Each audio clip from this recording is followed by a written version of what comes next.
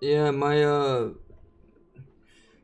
fucking internet spiked on me and it just interrupted my shit. That was annoying.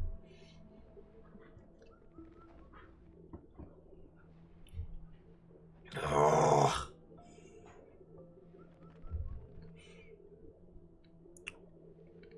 Yeah, and I don't even know how long it like would shut off because I was just talking.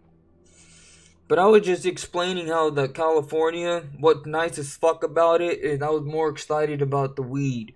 And I remember going to California and me and my family went to In-N-Out Burgers and I had a blunt ready to go and I took that blunt out on a walk. I took that shit for a walk.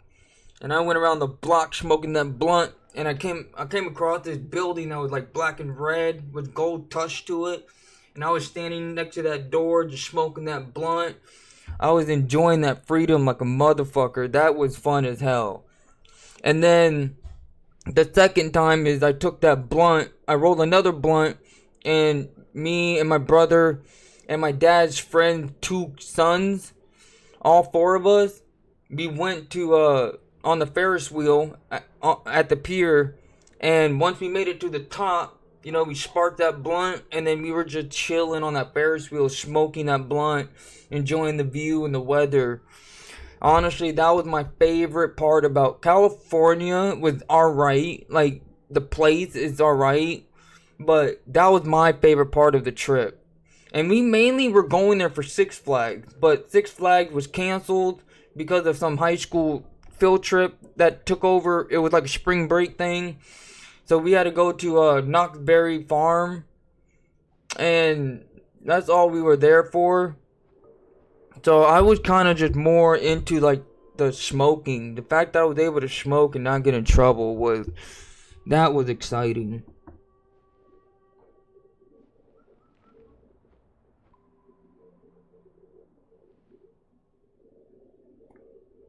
That man, so I took it for a walk.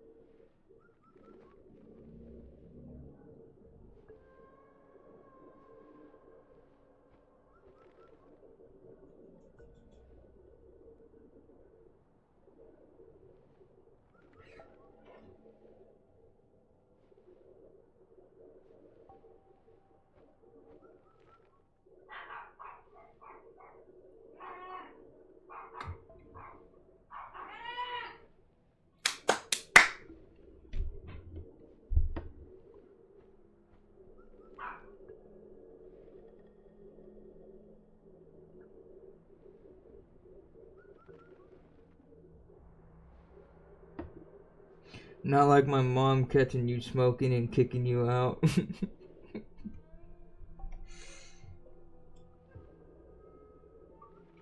I couldn't take any blunt for a walk when I was living with Andrew.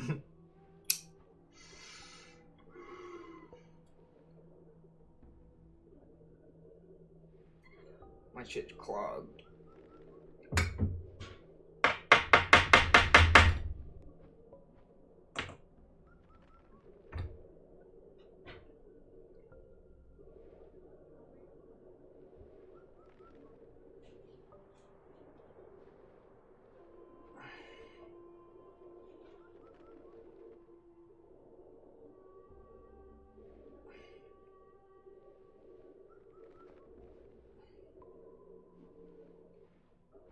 But hey, Andrew, it's good to see you, brother.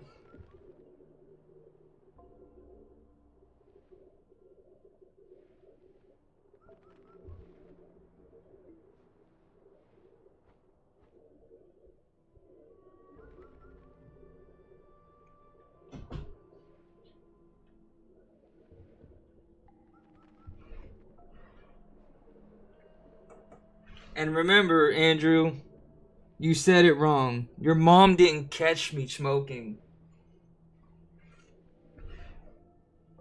Remember? Your mom didn't catch me smoking. She kicked me out for smoking hella. She hella kicked me out, but she didn't catch me smoking. Your uncle snitched on me.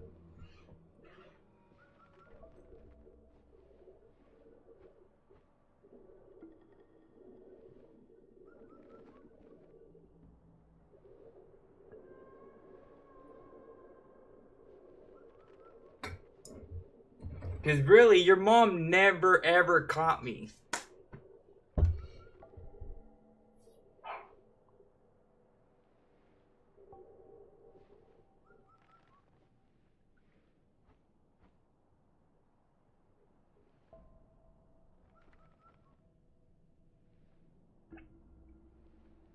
Oh my Jesus, Michael.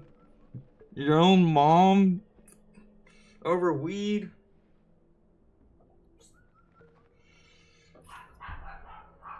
God damn.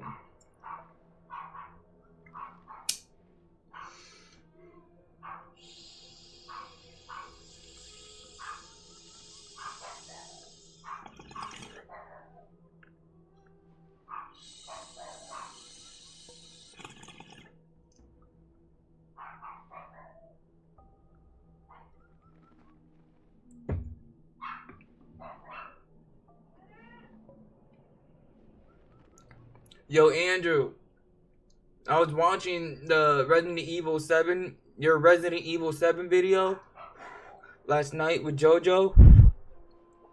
Bro, I was very entertained. That shit was fun. And JoJo was laughing. It was a good time, bro. I really enjoyed that Resident Evil 7 video. Big time.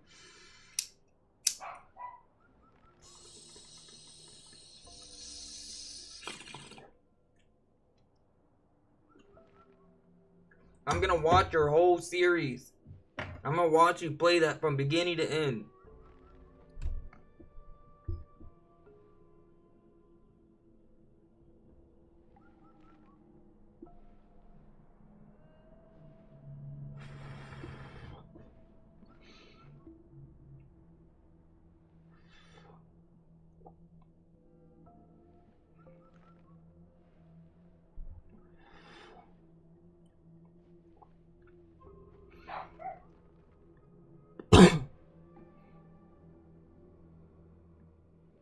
I feel you, Michael.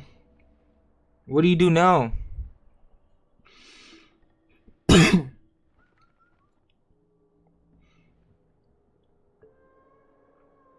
gonna smoke one more bowl and I'm gonna get right back at it.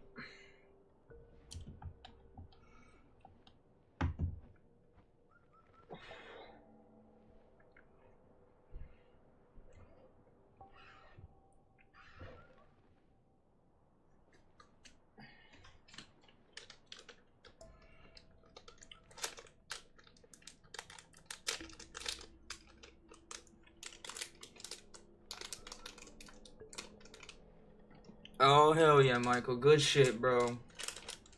I remember that's what you've been wanting. You've been wanting that.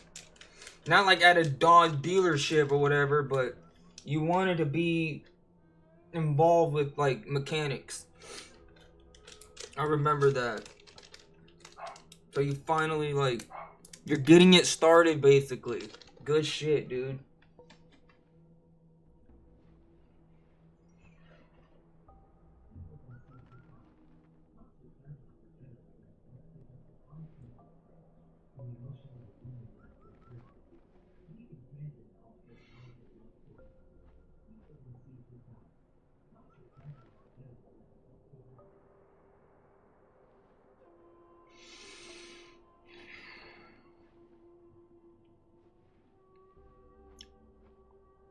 Hell yeah, dude.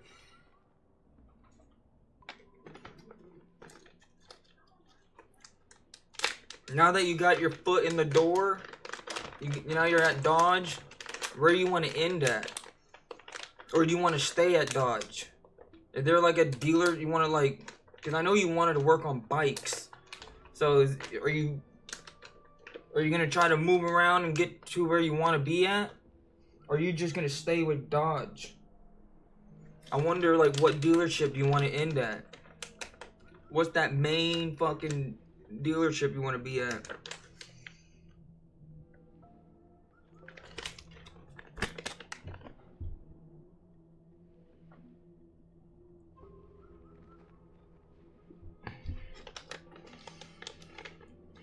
Not for long, Andrew.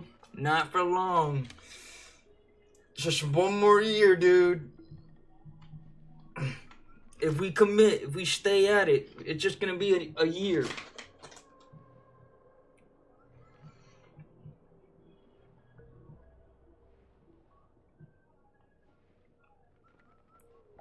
Oh, Jojo, you're gonna like what Andrew's gonna say.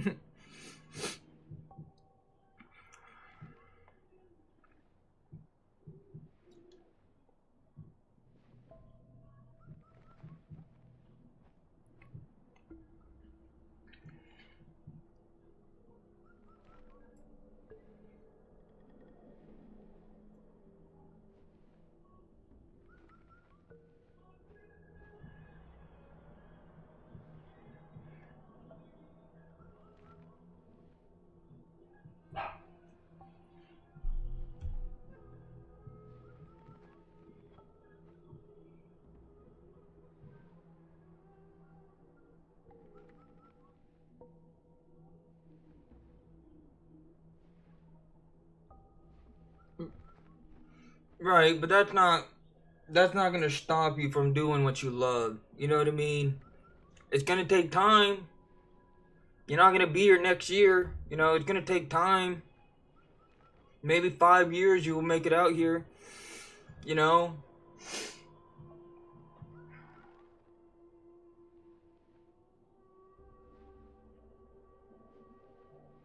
It's all it is. It's one step at a time. You got your foot in the door now, so you just gotta save that money, build that resume. You know what I mean? And fucking 5 years, you know? Fucking go for it. Like, 'cause that is, I know that's what you wanted to do. You've been talking about that for a long time.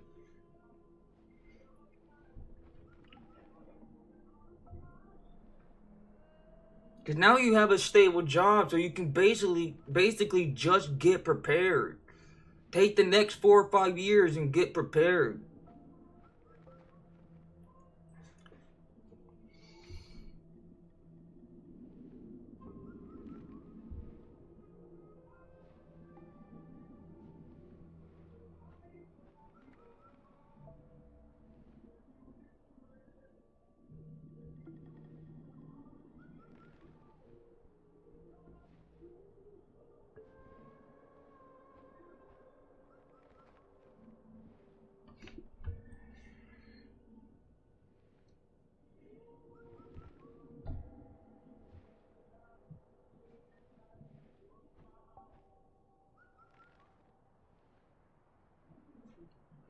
Andrew, I was thinking you were gonna say that, you just work for Dr. Pepper.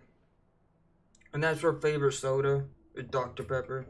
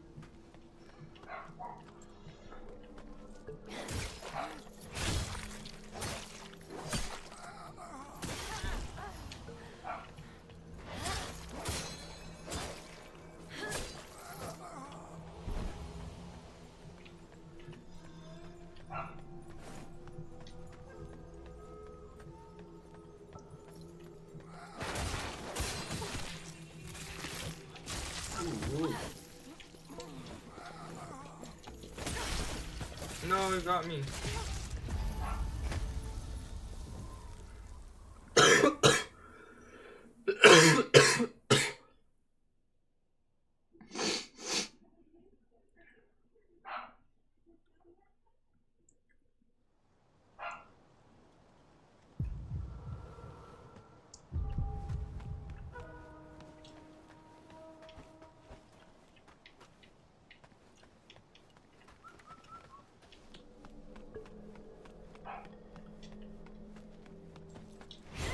Oh, fuck.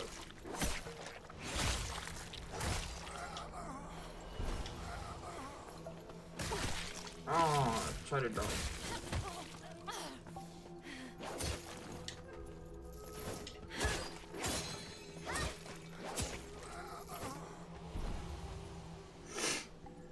Man, they pack a punch.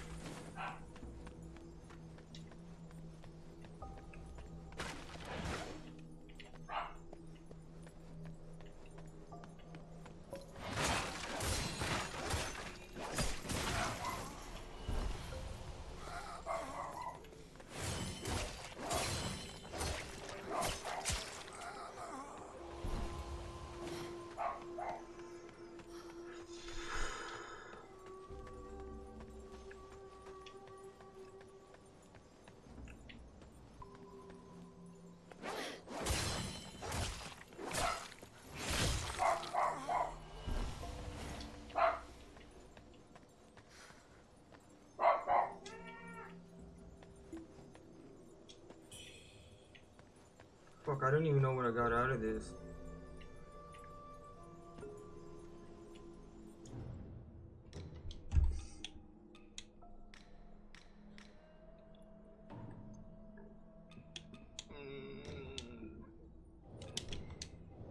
Oh, I got this.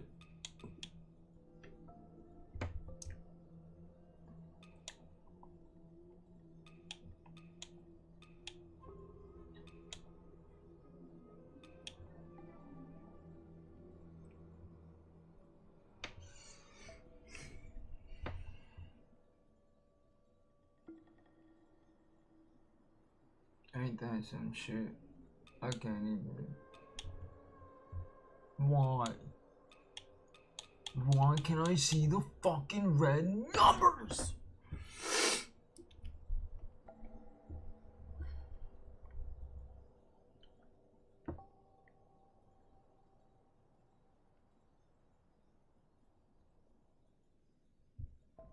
Dude, fuck this. Okay, I'll just keep my, Oh.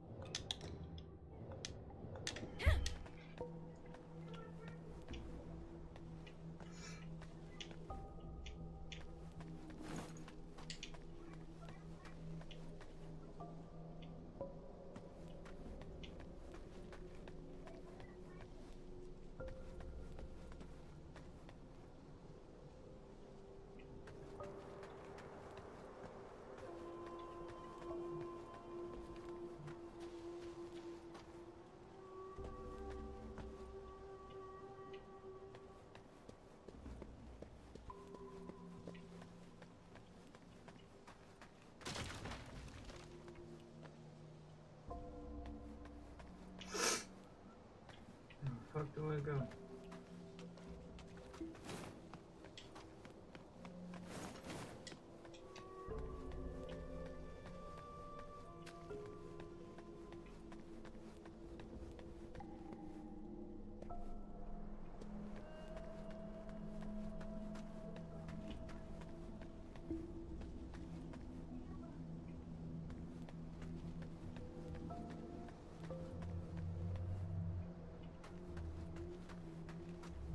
Oh my gosh.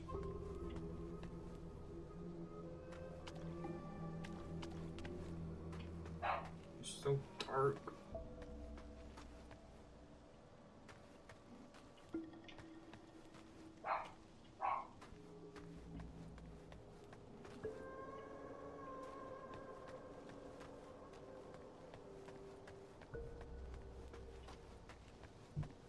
can barely like see. Oh.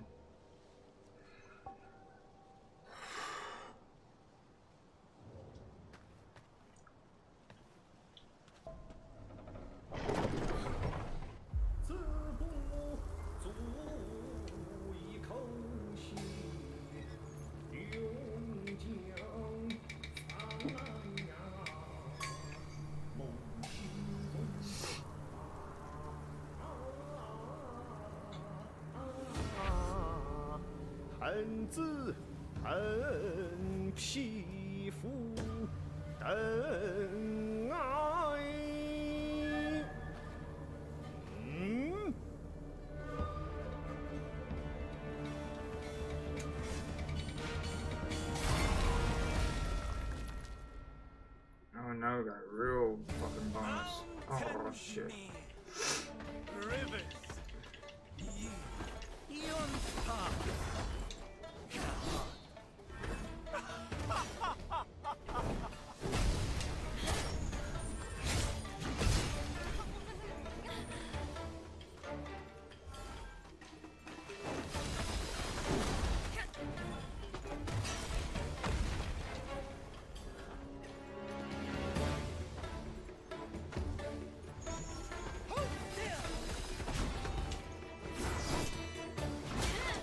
Oh fuck.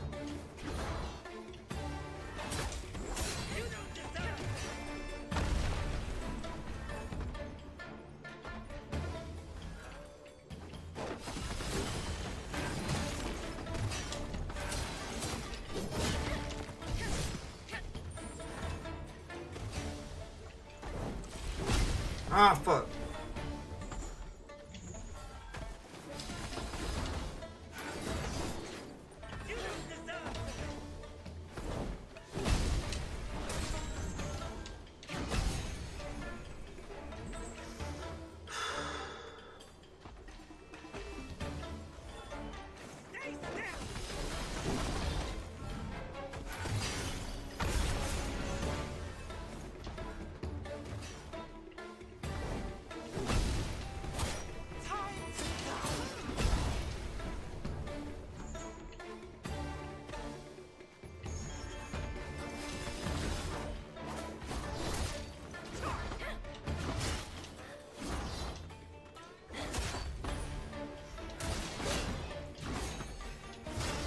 Ah!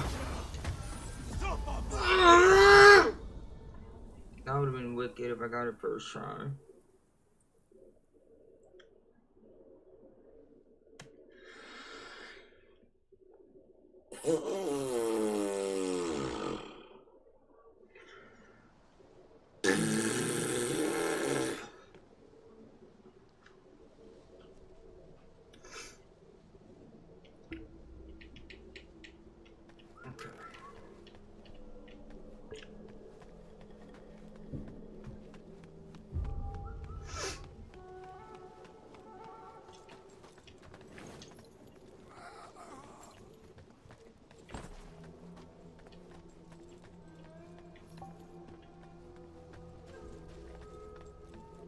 Bro, I have a bucket.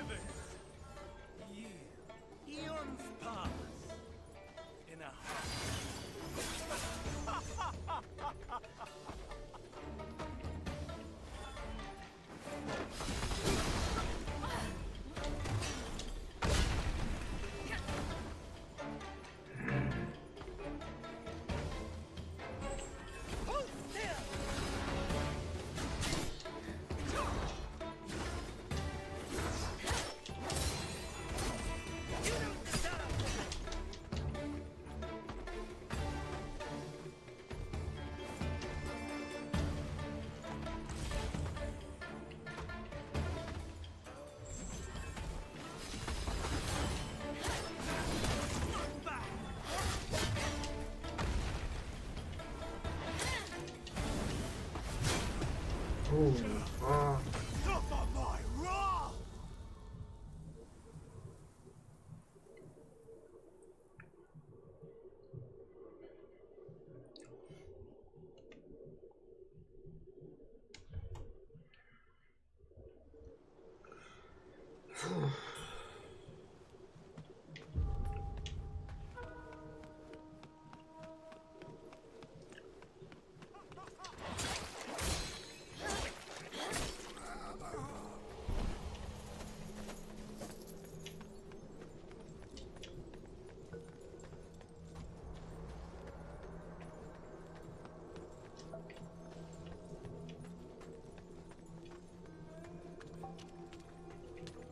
Ay, ay, ay.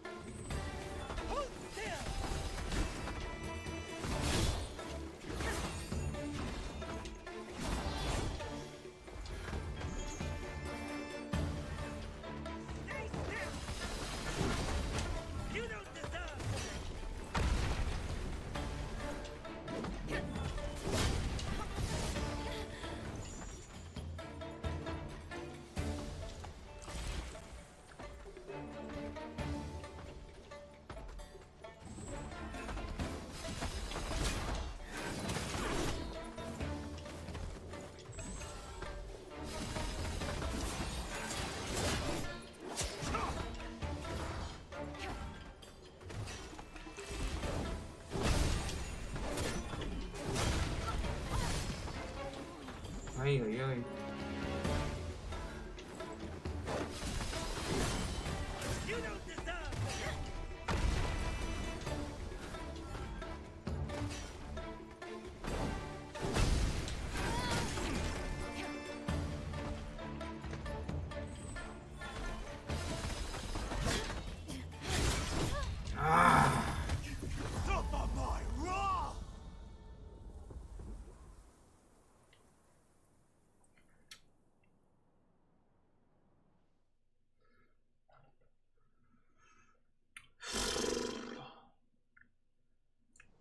Man, that first run was so smooth.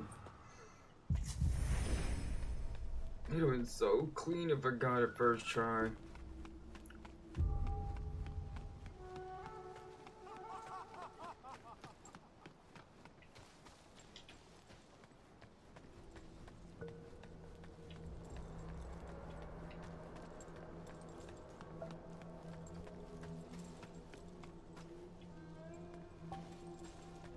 Ay, ay, ay.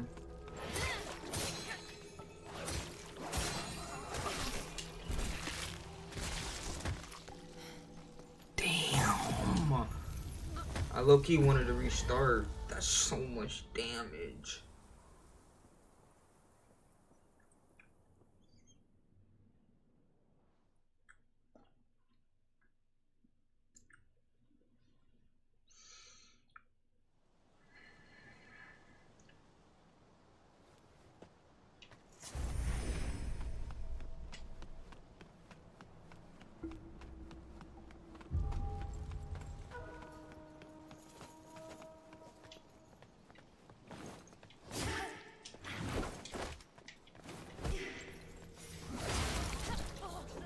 Fucking cocksucker.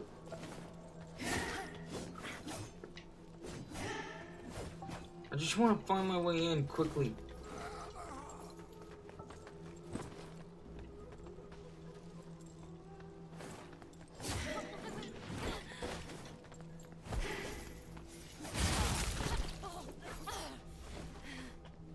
What is going on? Oh, the inner... I just realized that. Is that the inner demon? I believe that's the inner demon.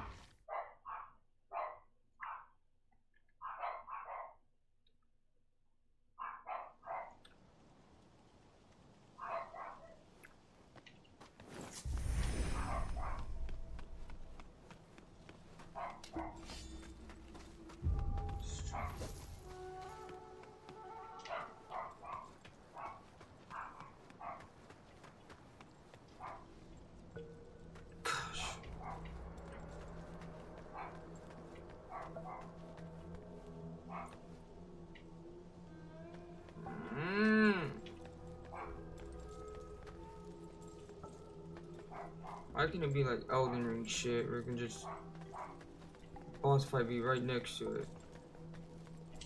There we go.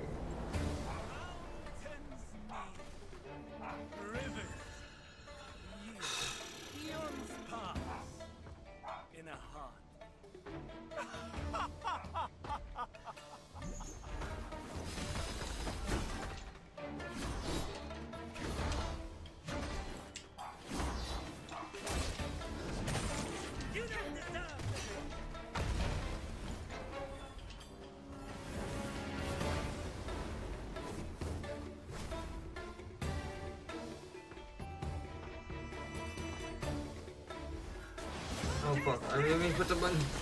No!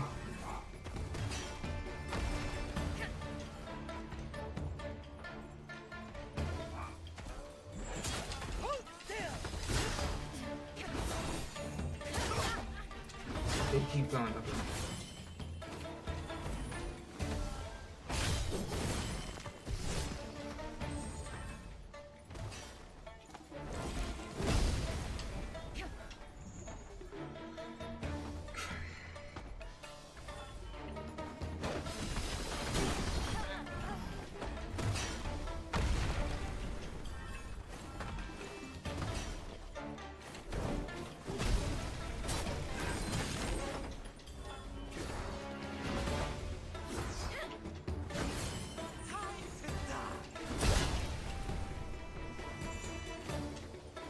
I see, I see.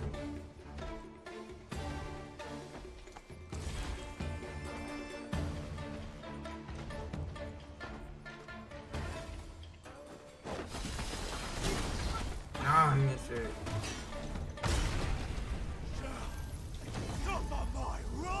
Fucking missed the bear, deflect, whatever. I missed the deflect.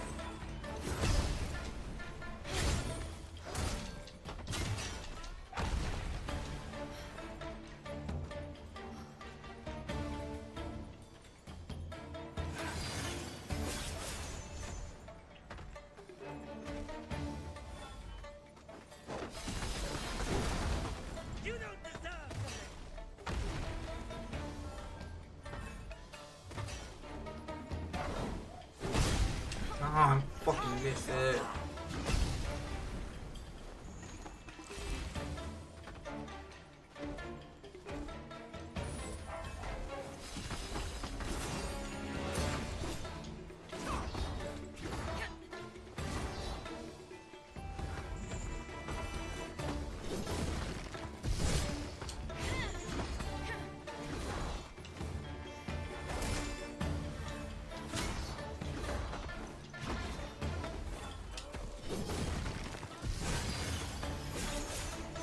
Okay, I kind of get it. What the fuck? That's kind of cool.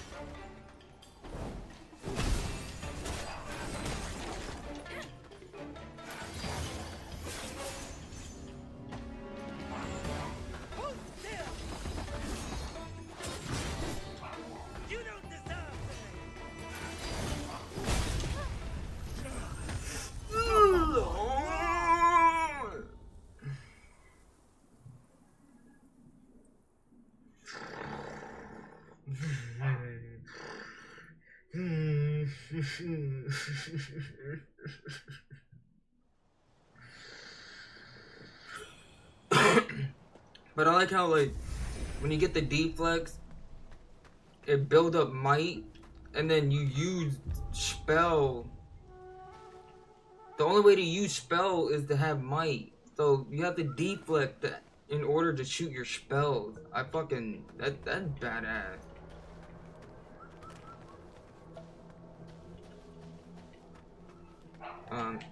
Sorry about that. Anyway, right here.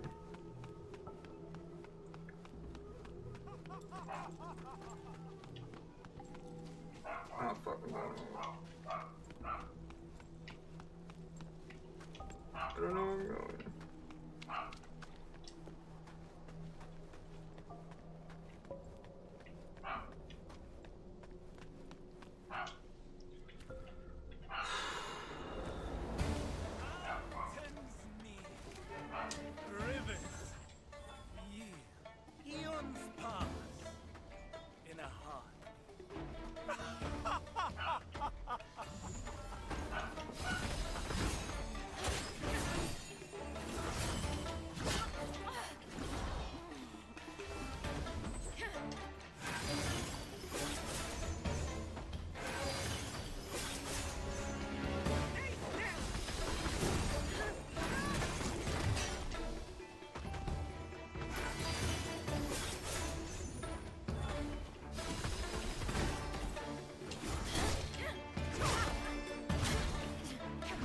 Okay.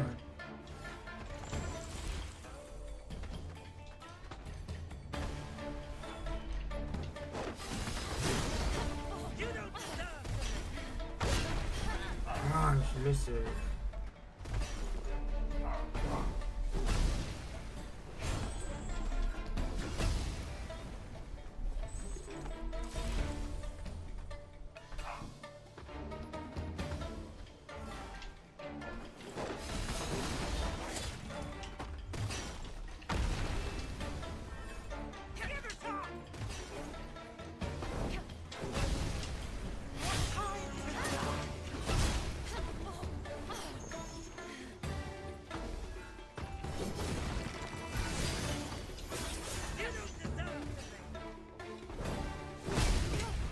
Fucking missed it.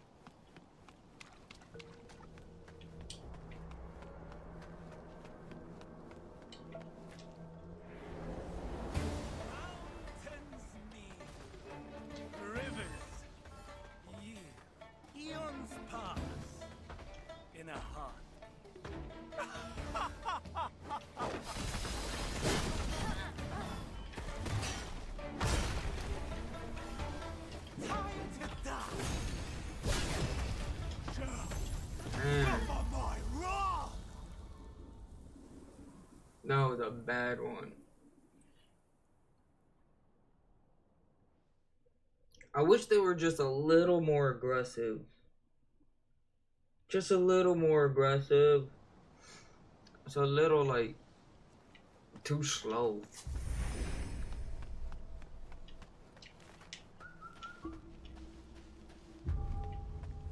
Like, when you got the deflex, it's gotta be like Wulong.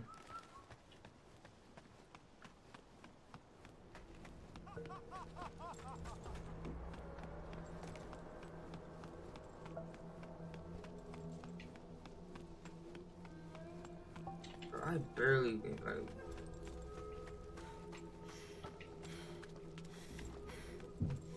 Okay.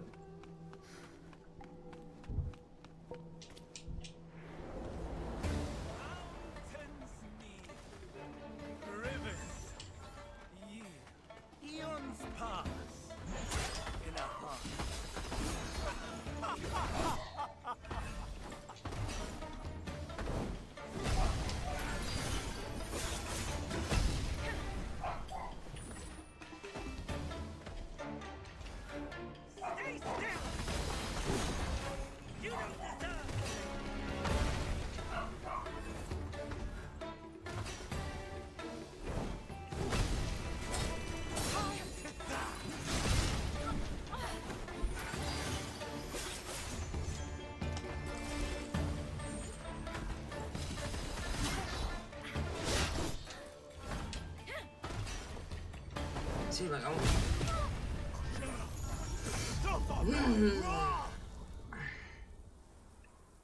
he swings so fucking slow. Like, I want him to be faster.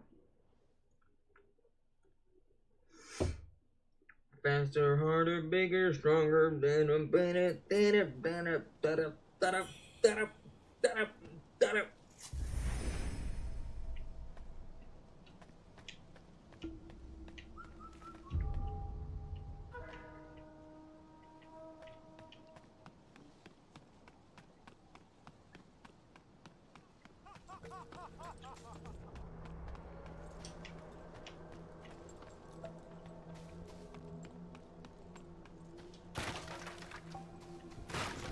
Ay, ay, ay. Fuck you.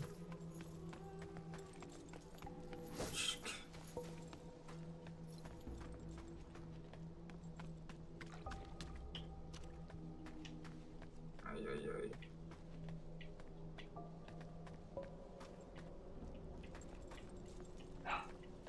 Fuck you.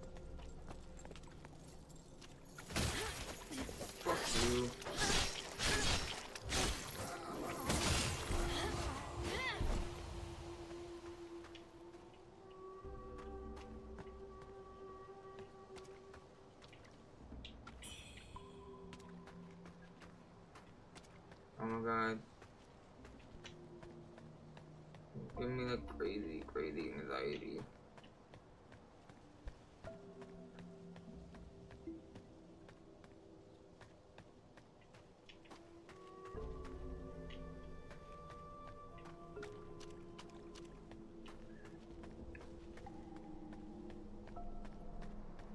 Dude, my eyes is literally having the worst time when I'm trying to make the fucking entrance. I can't, like...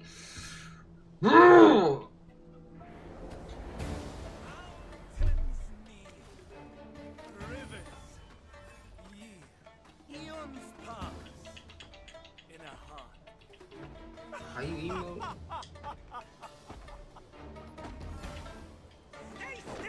Oh shit, you can't... I thought you can't cancel it.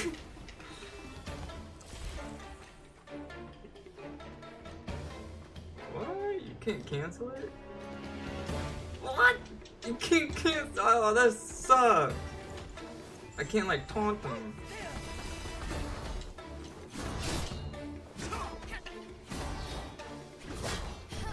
Damn it.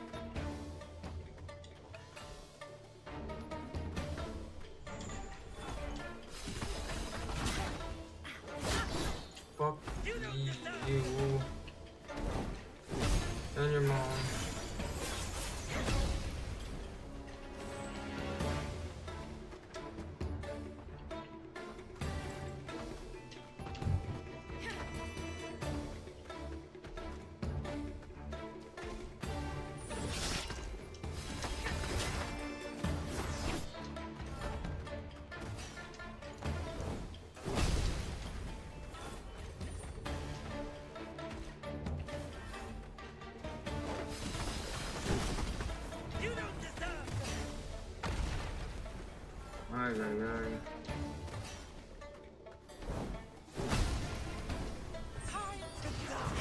What? Stop on my wrath!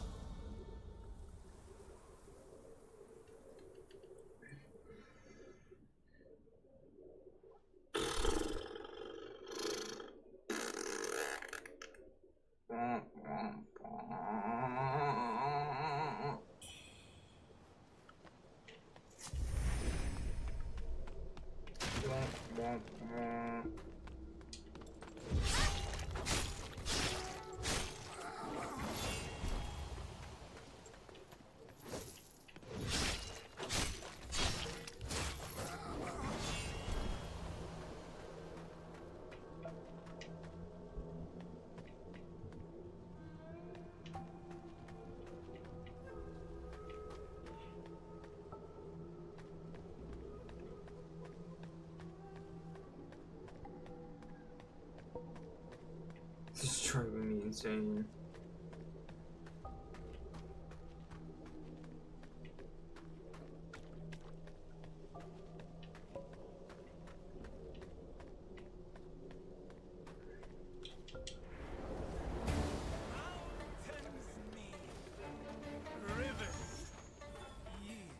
Eons pass in a heart.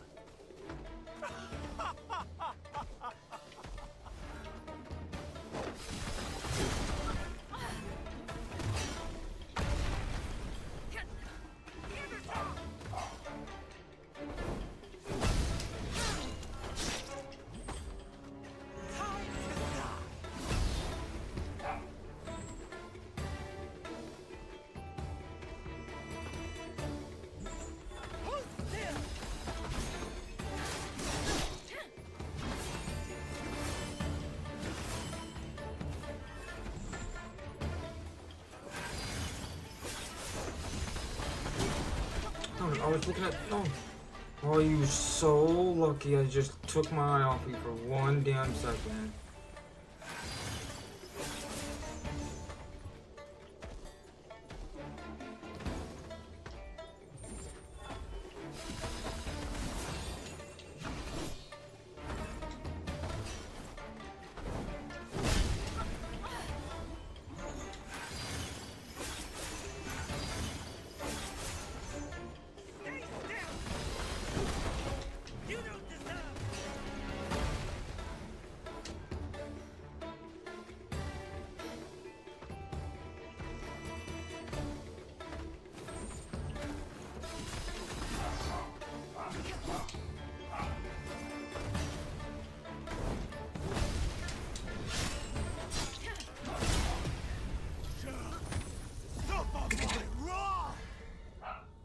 I gotta stop dodging backward. It's not gonna really work. They have all the range, so there's no point dodging backwards. There's no point.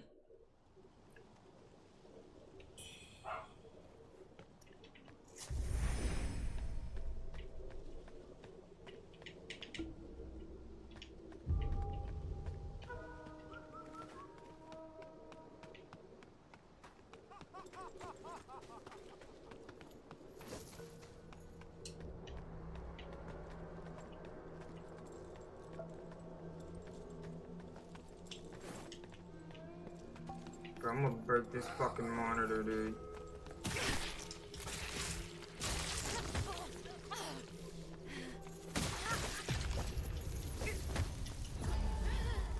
Yeah, just fuck me already.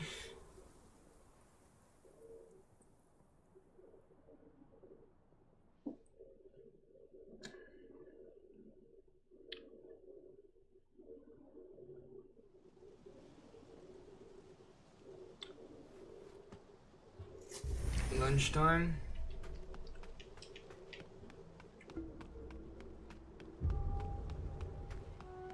Alright, 1 second.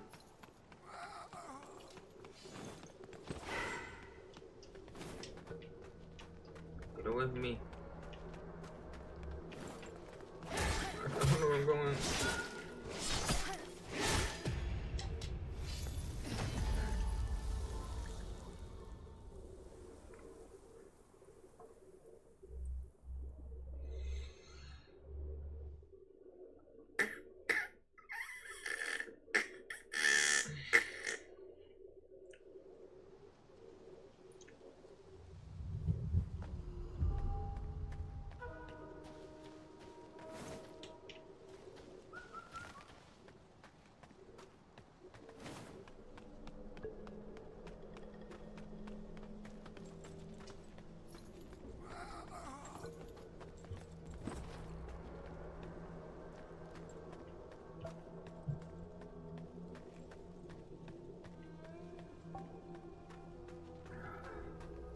There we go. Go.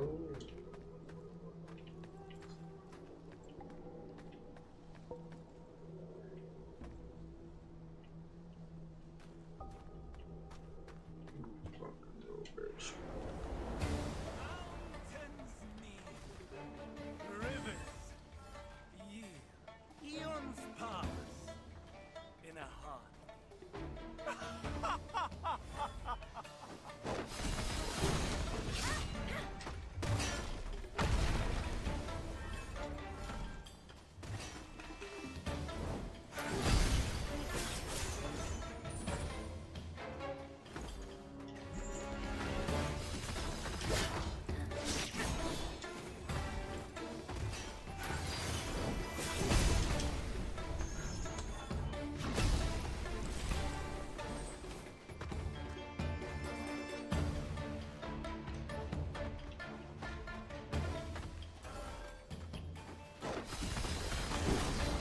You don't deserve to live. Give it up. Time to die.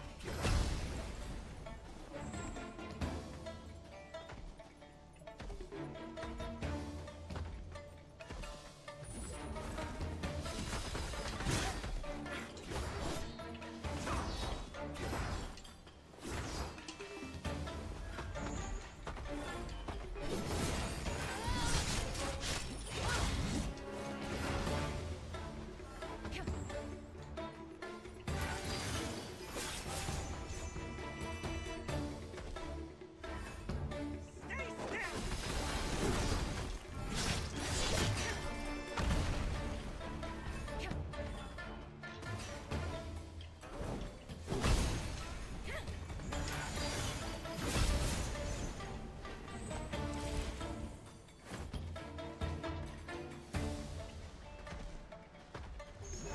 Hold still. You don't deserve to live.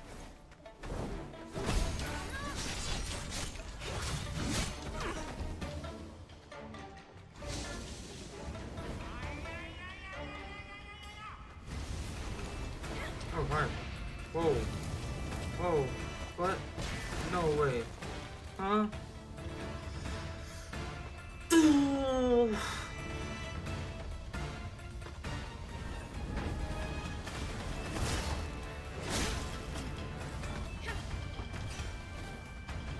Alright.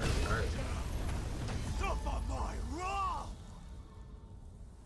OMG.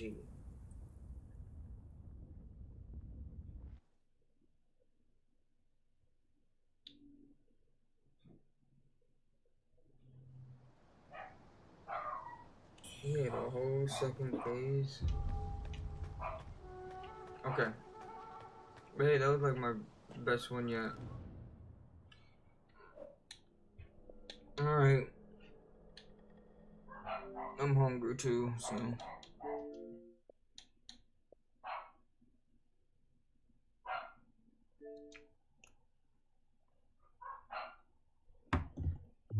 Wicked.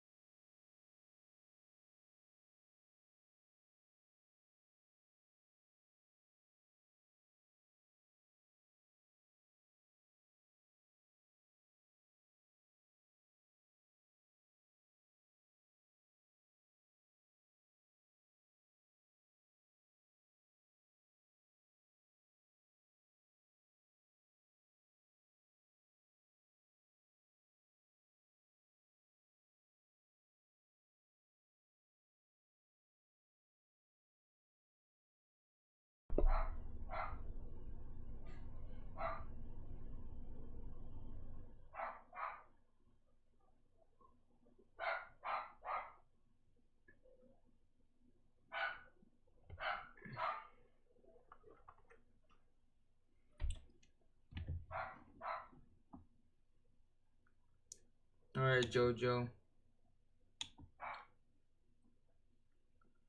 Hello everybody, welcome back.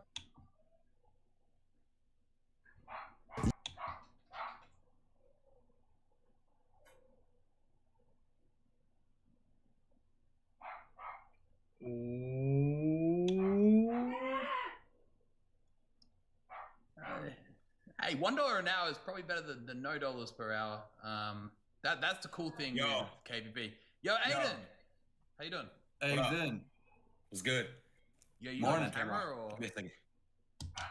This is Tide's boosted animation. for makeup stains. It's cleaner, whiter, brighter, and fresher. Say yes to what you want this holiday and to the joy of Sam's Club. Yep, I got you.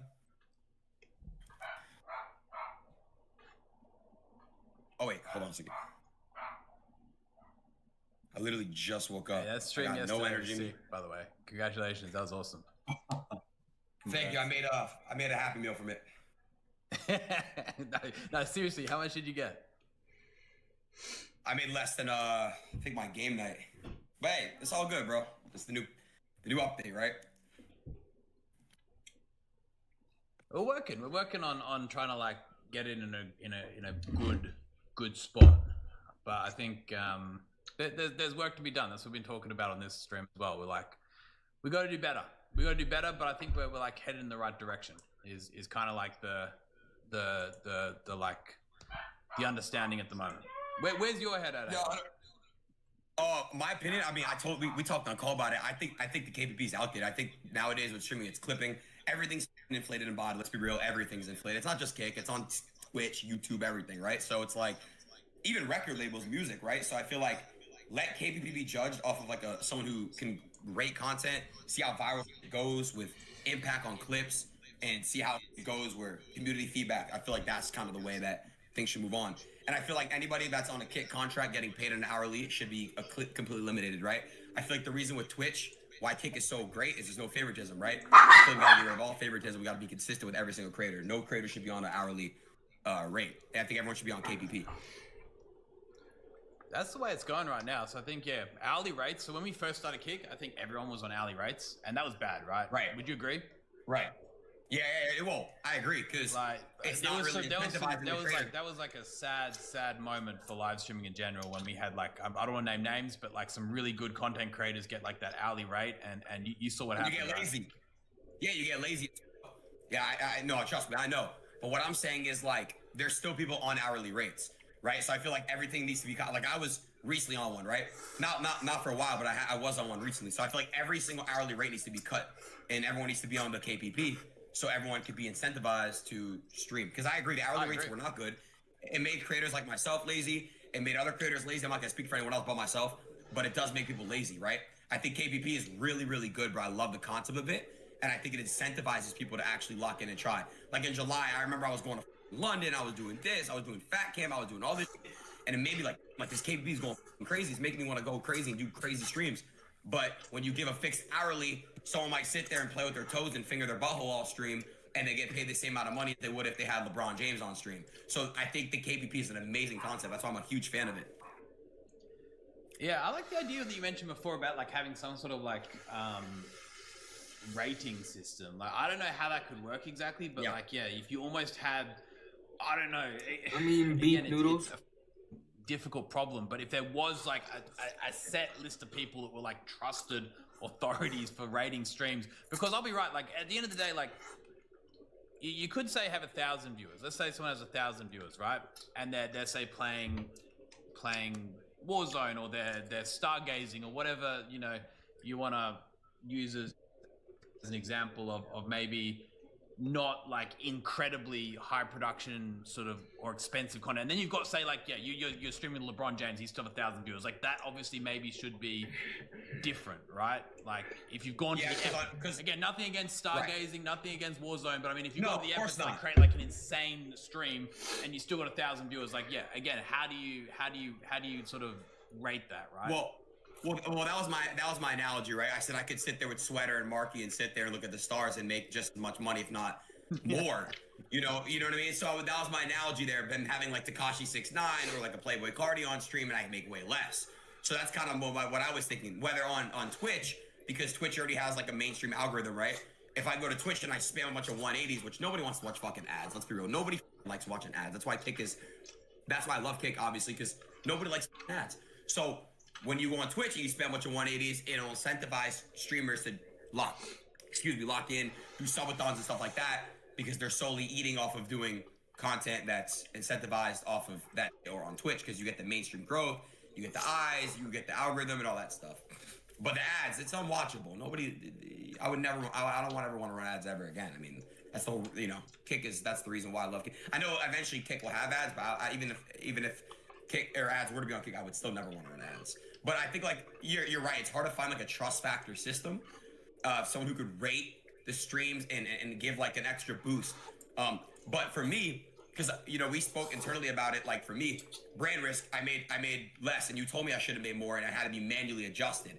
So if there's something that manually needs to be adjusted from you or Akil or Andrew over here, I feel like there needs to be a system in place because it's outdated, right? Like I shouldn't have to hit you manually and be like, yo, Eddie, brand risk. Oh, you had this amount of authentic like viewers, and you made this much. I have to adjust it. It never got adjusted. So I feel like there needs to be an internal system to adjust. Maybe it's AI, maybe it's a trusted team. I don't know, but I feel like that's missing, Yeah, I think I must say, so like, again, we're speaking openly here. We're trying to understand a bit more about KPP. So there is a concept around KPP, and I've explained this to you, right, Aiden? Is so like what we have is we basically take the last 30 days, generally as like an average, right? And then we've got a protection. If you go, say, above like, a certain multiplier on your average, we go, okay, hold on, this is a little bit suspicious, and it's like protections, right? Because obviously if KPP, right, which pays out based upon its understanding of authentic viewers, if there was no cap on it, like basically what ends up happening is someone could find a way to somehow trick the system into having like 1 million viewers get paid like multiple millions of dollars or whatever it is, right? So we put together a few little protections in place, which I've discussed. I think we're going to change that and make it much more, much less strict, because right now if you say average 100 viewers and then you get 500 viewers, the system goes, oh, that's a big difference, and it starts to like penalize you, right? Which I think is wrong. Right. I think we need to fix that up. That's a legacy way of working, right? We kind of assume that like all streamers, like if you're getting like 100 viewers average, you're never going to really change that, and it'll just like slowly increase. But the reality is sometimes you want to just play Warzone and play a really chill stream, which is fun. But then some days you want to, link up with Tekashi 6ix9ine, right? And obviously that means you're going to have like this situation where you go from here to here, and you shouldn't be negatively affected. So I think that's something we can work on. I must say, it's not just like you saying that right now. It's not just us having this conversation. Even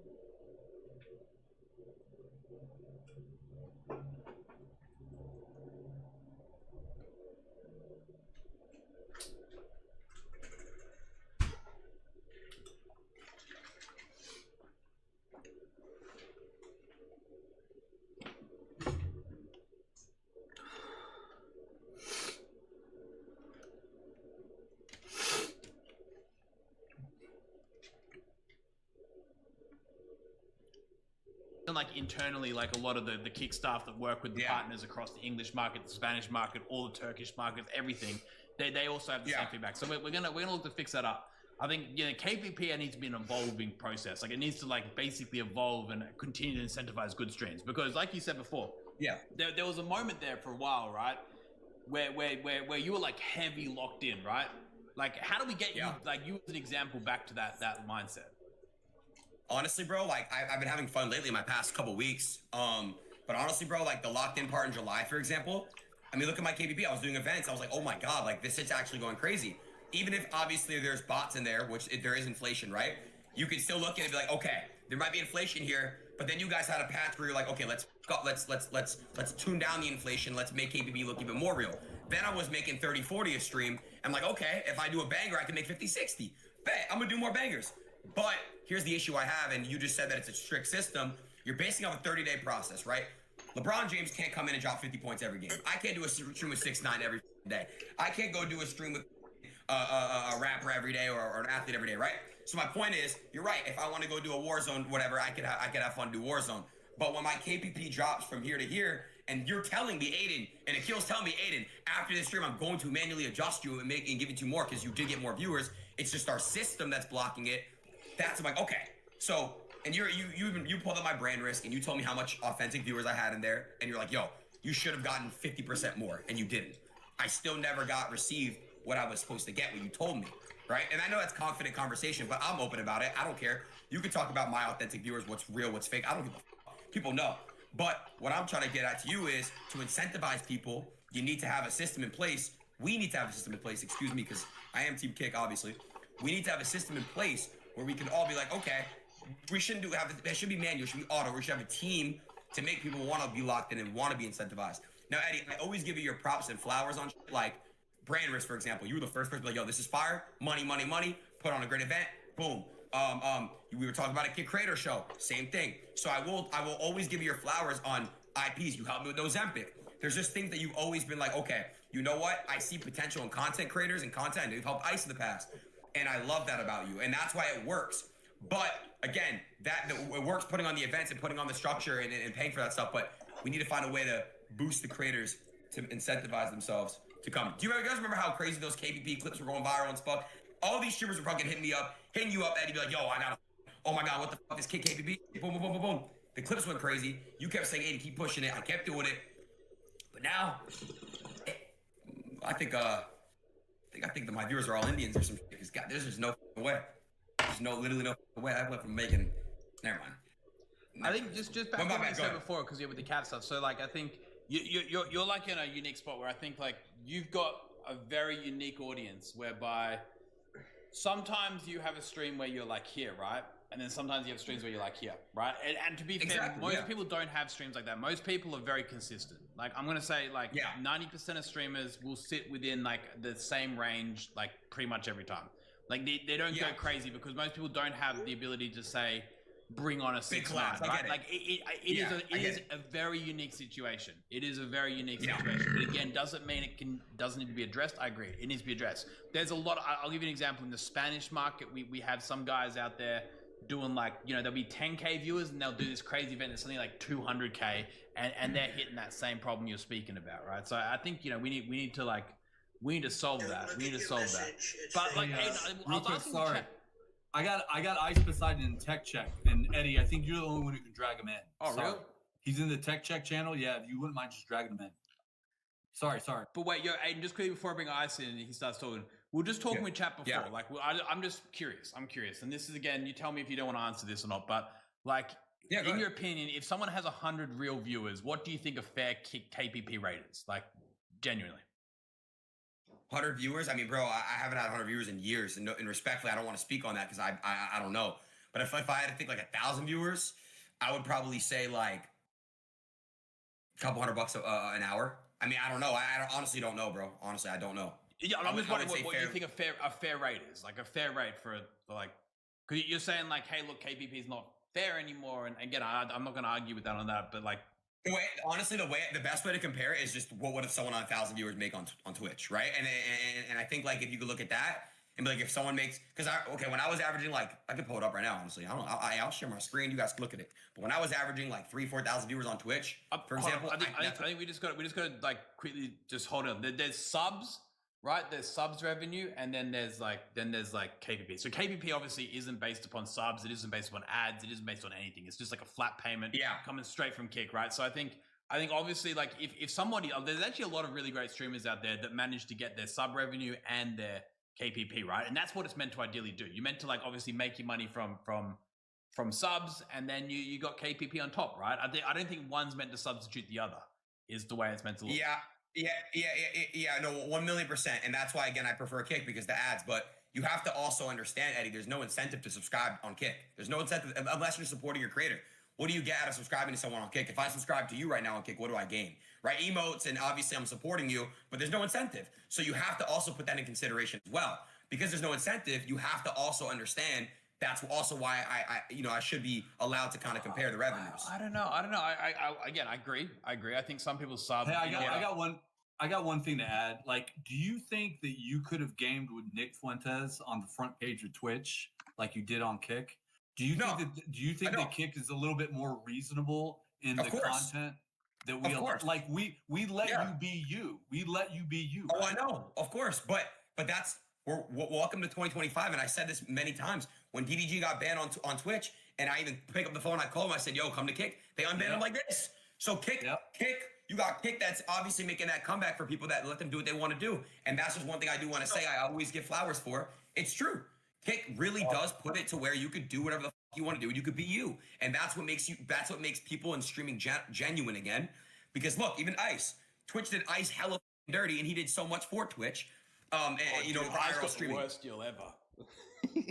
Yeah, he got literally raped on Twitch, right? And he's the pioneer of IRL streaming. I got fucked over on Twitch. Fuck that place. Exactly. So my whole point is, I'm not gonna.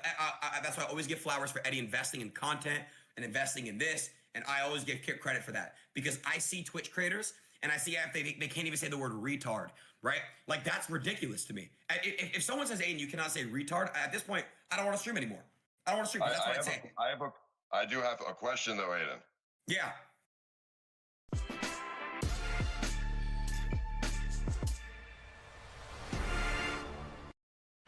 The forecast, plenty of sunshine through today. We should reach our normal high of cloudy and windy today with gusts up to 40 miles.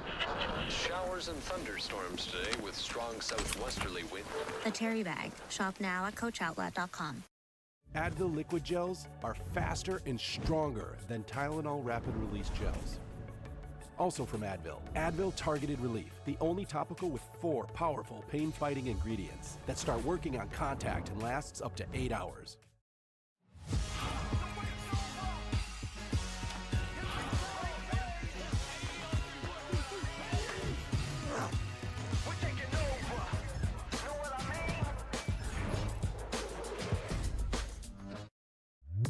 When you're watching the other football, but don't want to ask your friends, what's offsides? And how can I sound like I know a lot about the game? You could just say, why do you keep saying you want to go to Twitch then, if that's the case? Well, the reason why I was speaking about going to Twitch, and I thought about it obviously, and I had a long discussion with me and my friends about it. Obviously, I'm thinking about this in my perspective here, right? If I do a stream with 6ix9ine, if I do a stream with Playboy Cardi, I heavily believe, because obviously Twitch has been around longer than Kick, there will be more growth out of it for me, right? There will be more to gain out of it, followers-wise, traction-wise, impact-wise, and maybe even clips-wise now. I want to counter that for a second. Like, you got how many clip views did you get from that stream yesterday? Oh, a lot. I mean, but Takashi's viral. Yeah. But I mean, obviously, Kick supported that, right? So again, maybe Kick doesn't have as many organic people going to the just chatting section or whatever, right? Yeah, I know. But I realistically don't think people utilize streaming as a service to go find streams. Like, I think most people find streams off platform and then they tune in. That's just like the natural progression of what we see. Cool. Well, but I think I'll fight you on the discoverability thing. I won't fight you, but I'll counter it. I think the discoverability that Kick offers and that like whole like massive clipping stuff, which we support you with, and we always will. I think kind of potentially offsets that. But again, that's my opinion. Well, I mean, dude, you're Aiden Roth. Off stream, Twitch. They'll go to Kick if you're going live with 6ix9ine on Kick. They'll go for you and that. It doesn't matter what platform you're on. Yeah, no, of course. But what I'm saying is on stream, live viewers, on stream impact, on stream followers, on stream growth is better on Twitch. And that's okay. There's nothing wrong with that. But yes, you're correct about that. Clippers being paid for, all this stuff that you gain out of Kick, it's great. It's great. I'm agreeing with you. But obviously, if I do a more, like, okay, if I did a stream with Donald Trump on Twitch, for example, right?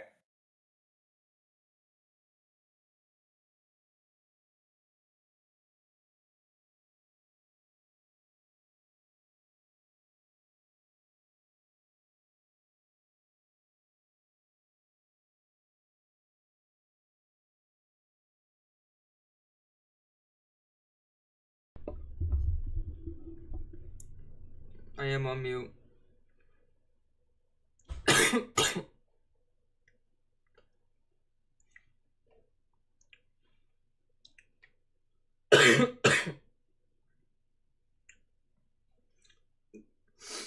This conversation is kind of weird because Aiden is simply trying to say, like, I always say this too, if you want to be smart and you want to really build your fan base and like really grow, the fastest way is to stream on all platforms. You want to stream on YouTube, Kick, Twitch, Rumble, like that's like the best way to do it. I don't know why they're trying. They kept saying I got a counterpoint. And it's just kind of weird. Like, why is there a counterpoint? You just sound just like Twitch. Aiden just said like Twitch banned DDG, and then Kick offered DDG a contract, and then Twitch took him right back in, unbanned him. Basically, Twitch is like they're trying to like hold on to their good ones. All the golden goats on Twitch, they're trying to keep them because they know Twitch is dying. But the point is like they're keeping their like content creator on Twitch. They want that. They're like desperate. Like, no, stay with us. And they're doing the same thing. Like, no, stay with Kick. I got counterpoints. And there shouldn't be any counterpoints because Aiden is not wrong at all. It's just kind of weird to watch because you're kind of seeing it firsthand that they don't want to let Aiden go. Do you think I would have? No, I wouldn't have had more views, Santana. No. I think you would have been dropped. I don't know that they would have allowed this. You don't think so? Nah. There was nothing in terms of service that I violated on. Dude, they would have just banned you because it's Trump. They would have just been like Donald Trump. They banned Donald Trump on Twitch. He was unbanned. He was unbanned. Wait, what did Donald Trump get banned for? Hold on, Ice, you and that Rolls Royce, that hourly deal must be good. Oh yeah, dude. Oh yeah, it's real crazy. Oh. My bad. Aiden, if you want, I can help you out, dude. Yes, put me on, bro. Nah. Wait, Eddie, what were you saying? Sorry, I didn't mean to cut you off. So no, I was actually just curious what Donald Trump got banned for. Oh, I mean, dude, they were banning him everywhere. But my point was, if I did that stream on Twitch, Santana, you think I would have got banned? You think I would have got taken down? I believe that I would have had more viewers. I think I see the crux of your argument. All right, and I think what let's take Donald Trump out of it. Right, let's take Donald Trump out of it. Sure. You have a big name. You have a big name on. Right. Let's just say Cardi. Say Cardi. Let's say Cardi. All right.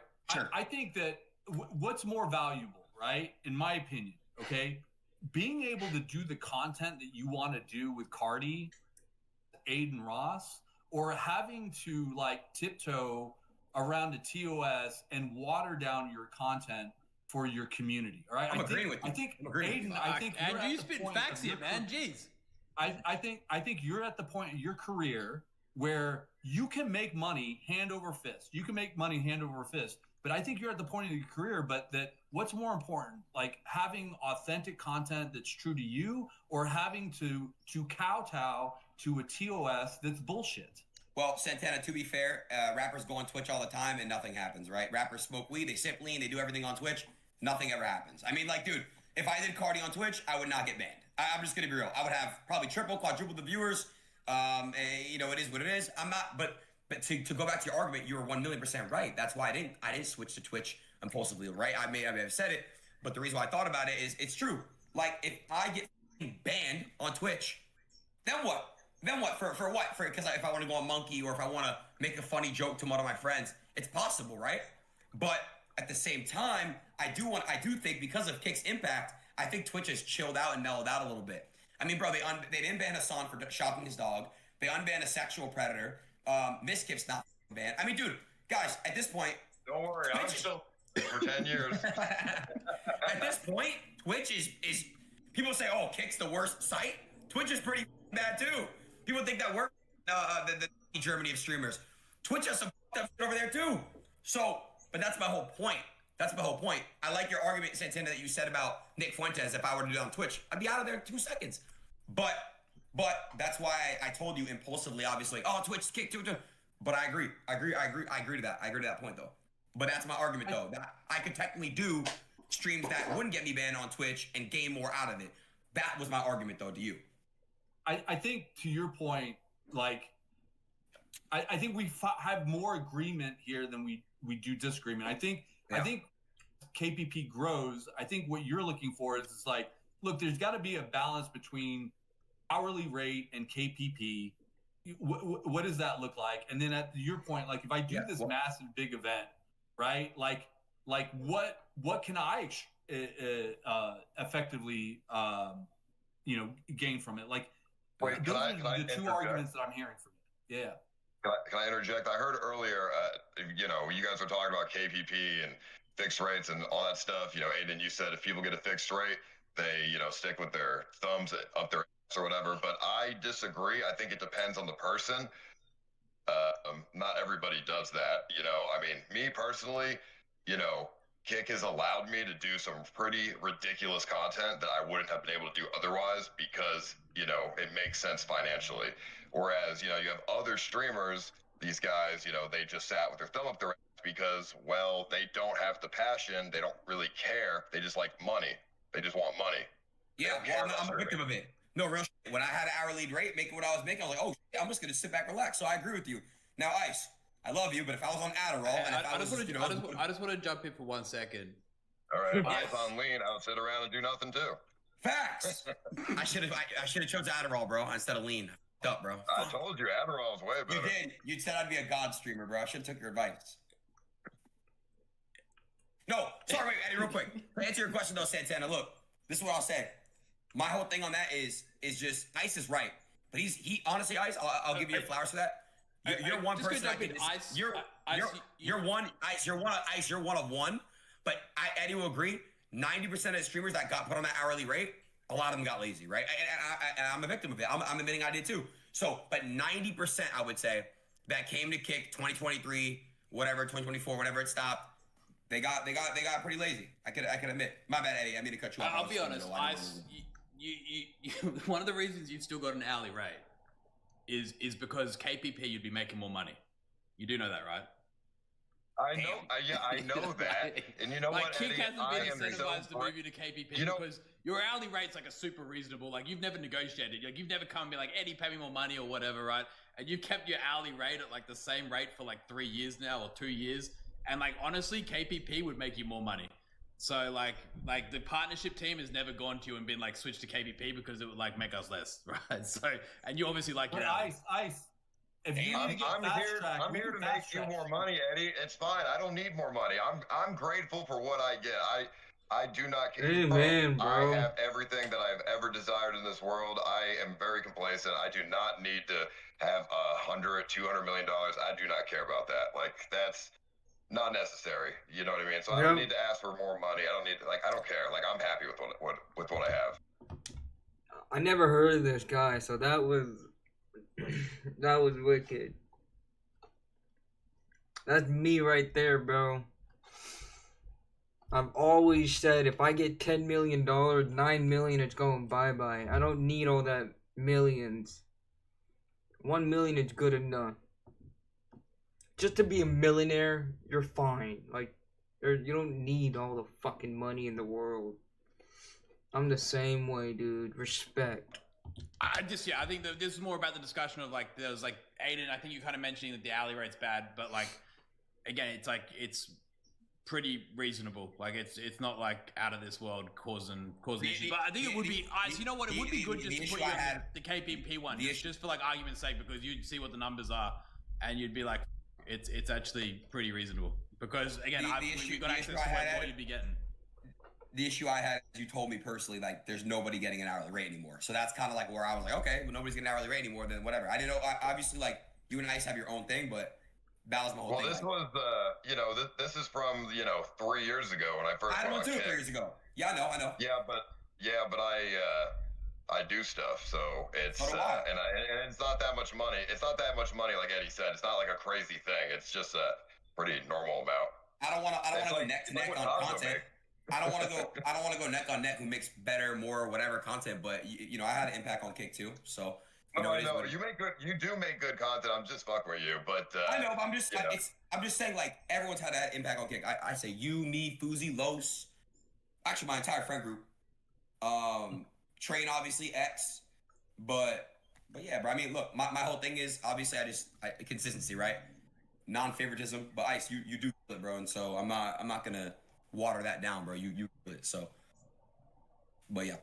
I do my best to try to, but yes, yeah, no, I mean, it's you have done a lot for Kick and streaming in total. I actually said on stream yesterday, I said I think you're more popular than Kai Cenat. We don't gotta compare anybody, but I do want to say though, Ed, an argument nobody really talks about either is like there are creators that have blown up from Kick. Cubs killing it, Neon, Fuzi had a crazy blow up. I mean, bro, like there are people that do blow up on Kick, expressing and being themselves from the clipping system. So that is something that like people don't really speak about and talk about. I would even argue that Los lately has a lot of clips going viral. I just think clippers in general, they're going crazy, you know, with the clipping, and that shit does make a big impact as well. You know, creators can come up off Kick, and Neon, especially Fuzi, like they were doing that shit before a lot of people actually came up on Kick, so which was cool. Yeah, there's also I think we get caught up with all like the really big names, but there's like I think more impressive,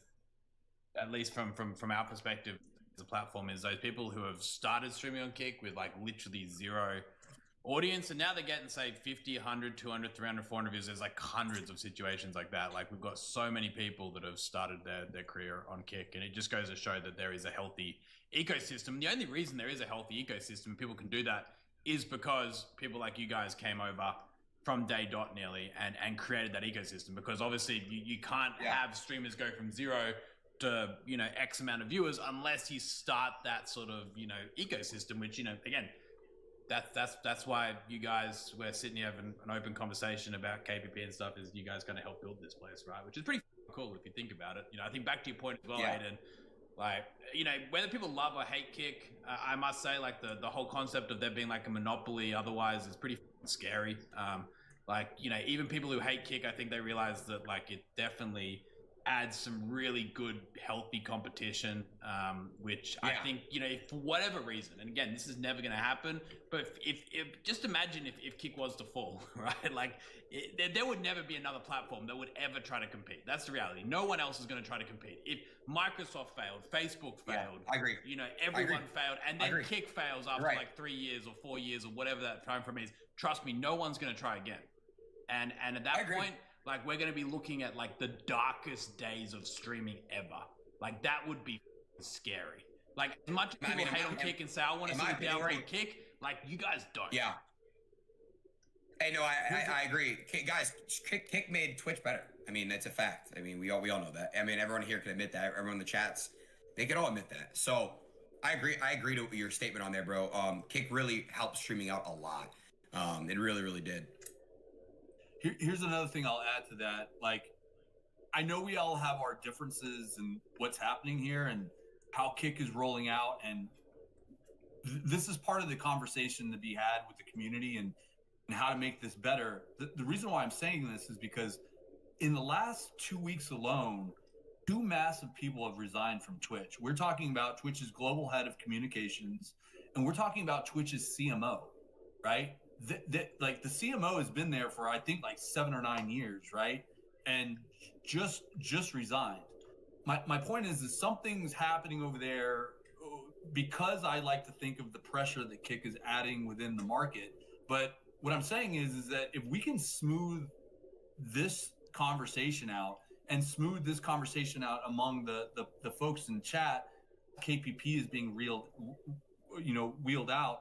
Like, KPP is a phenomenal program. My point is that I think we have a real chance here to start taking over the market in a real big way. And I know that live streaming is said like, oh, it's been going down in the last 2 months. Like, it's the holiday months. This is going to be a slow time. But I think that live streaming is just going to start hitting its heyday we get our shit together. And these other platforms start to fall apart because they can't figure it out. I agree with what you're saying. I think right now the streaming is dead. Not dead, but just less alive. I think it'll come back up. I think it'll come back alive. But yeah, I'm talking in terms of just like in general. People, I love streams. I watch Kick when I'm not streaming. But in my opinion, bro, like right now, I feel like stream is hitting this spot right now where everyone's trying to figure out what the fuck's going on. You know what the fuck everyone's doing and shit. But I think gaming also is just really. But why is streaming dead? Like, why do you think that? The thing is, Aiden, I think you're wrong on that one.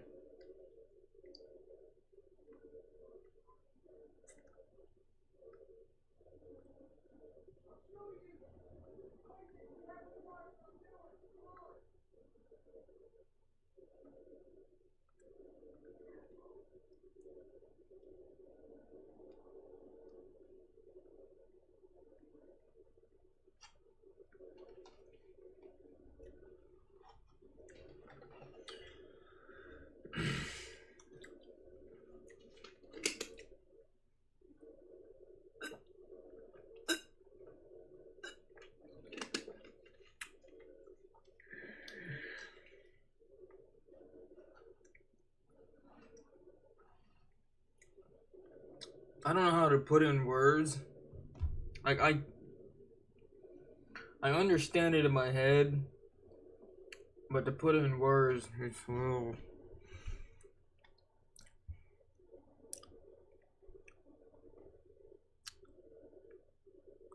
But if you just start way back then, go way back, like 100 years ago, and just look at entertainment, you know, it was always like somewhat a performance on stage, like a comedian or a play.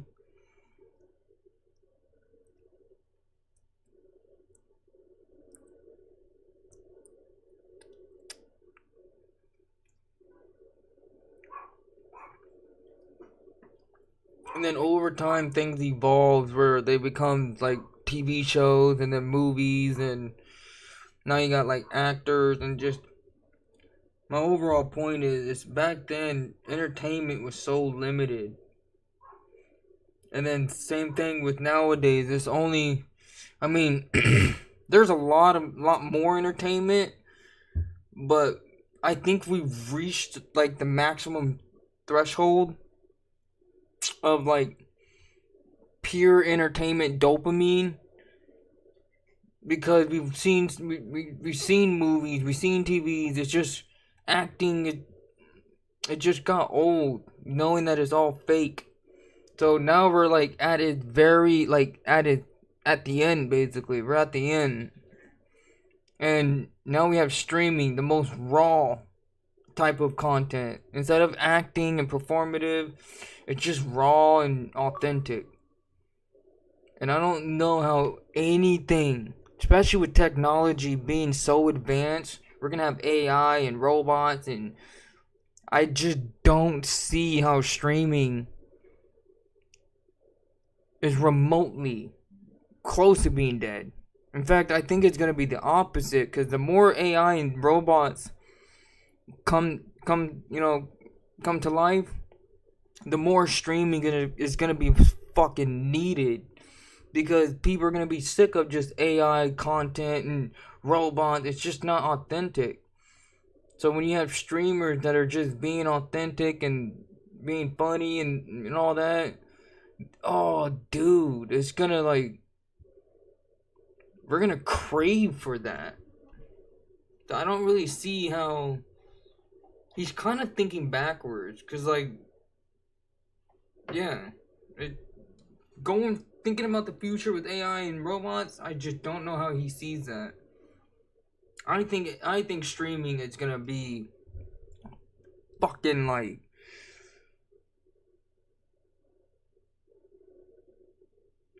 it's gonna be top notch. It's gonna be the most, I don't know how to say it. Like everybody's gonna be craving for the most real, authentic content. especially the more time goes by. The time, technology, and just, you know, political wise, timing is getting crazy. So we just want to kick back and watch somebody be funny. I think that because streaming isn't only IRL content, right? Like I feel like gaming is 100% dead. We could all agree on that. I feel like streaming's taking a big hit just because in general, like people are doing shit. People are work, school, just doing shit. Holiday season, yes, you're right. It picks back up. People are. And gaming is definitely not dead. Oh yeah. Gaming is not dead, bro. And not to mention, like, Aiden, you know this. Out of all people, you should know this. Like, GTA 6. That's gonna be the best game for like 2 years straight. And everybody is gonna be on that, dude. Everybody. Everybody's gonna be on it. Break, people don't have take time off or whatever, it's better, right? But I think that streaming will hit another peak when GTA 6 comes out. But I believe that There you go. I believe it's a little bit of a weird spot we're in right now. The whole. I mean, I half agree with that. I mean, gaming is dead because all the gaming companies are, you know, they're like greedy and like they just try to push, you know, games for, you know, microtransactions and money and whatever. But when it Fair comes point. to like non-gaming content, I don't think it's dead. I mean, I think it's thriving pretty well. Well, I'm just saying in terms of it being in a weird spot, a weird bubble. I'm just saying like that people are you know, everyone's kind of doing the same thing, I feel like, and everyone's just kind of doing like everyone's in this weird bubble. And maybe it's just my side of what I see. To be honest, I don't really see a lot of what you do a lot. Like I see it, but I don't see it a lot. And I'm just saying what's in my space. It's like repetition. Like I'm seeing a bunch of people doing subathons and you know, all these marathons and stuff. And I feel like that is what kind of not melts it a little bit, but I feel like it kind of like takes some away from it. I'm not hating on it, by the way. People do what they want to do and they love what they want to do, but I feel like the saturation in streaming is kind of what I feel like is kind of making it, you know, a little bit. Well, what do you think that people should be doing that would you know, move away from that saturation? I think naturally it'll, you know, I think like just how like industries die out and they come back alive, like music, for example. To me, rap music, I like rap. That shit's just trash right now to me. Like nobody's dropping music or whatever. It's like the same thing, right? Like streaming, like I don't know, like as a viewer, I'm not talking about as a streamer, by the way. Like people can rate my content, they can do what the fuck they want to do. I've had this past week was fun for me. I had a lot of fun doing the streams I was doing. But besides that, like as a viewer, I'm just like right now, I'm trying to like find more shit to watch for me. That's it. I'm just speaking for me as a viewer, not me as a streamer, me as a viewer. I mean, I agree with that actually. I think a lot of people, a lot of Twitch streamers, a lot of streamers in general, they all do the same thing pretty much. That's what I meant. They just do they do what works. They do the subathons. They all do the same stuff. Yeah. It's because I mean, it's just because I mean, most of the Twitch streamers, they're just bad streamers. To be honest, they all just copy each other. There's no creativity. They do, you know, the most minimal effort that gets the most money or the most clout, or they just clip farm. Everybody clip farms. Nobody does, you know, nobody makes content for like long-term sort of content. Everybody's a clip farmer now, which I think is very boring because how are you going to watch a 6-hour stream of somebody clip farming? I guess if you have brain rot and you want to skip fucking it up though. That's what's fucking the clips. You know, the clips fuck up the streams because you're right. The clips fuck up the streams because it's like you're watching a 30-second clip instead of watching a 5 or 6 hour stream, and people get more accustomed to that. They're like, okay, we can watch this clip of this viral moment, but you know what I'm saying? And bro, that's part of clipping. I'm part of that too. Ice, you're kind of part of it too now. Like that's just the way streaming's going. Obviously, Ice, you know. I'm not a clip farmer. I make story You're not a clip farmer. I know, but you have clips. Clips go crazy though. Your clips go crazy. I do have good clips, but they are pretty random. Dude, I'll do an 8-hour stream that is super good content, and I'll have 0 clips from it because there's no context. If you don't understand the context, people aren't going to understand the clip. Most of my clips that go viral are the most random ever that literally wasn't even content on the stream, honestly, but it's good for the clickbait. So. But that's just streaming in general. That's not a Kick Twitch debate. It's just streaming in general. You know what I mean? It's not like Kick creators. It's just every streamer. It's just we're in a clipping era. You know, so You know, I hate that. Streaming 10 years ago was in a much more enjoyable, bro. Hey, when I would watch you load up on RuneScape, bro, and stake in the duel arena, I know Eddie knows about that too. Those are days, bro. And then nowadays it's just like fuck. Like scroll down Twitter, see the clips. All right, I'm off social media for the day now. Like whatever, we get the fuck off here. So I get it though, bro. Like I get it.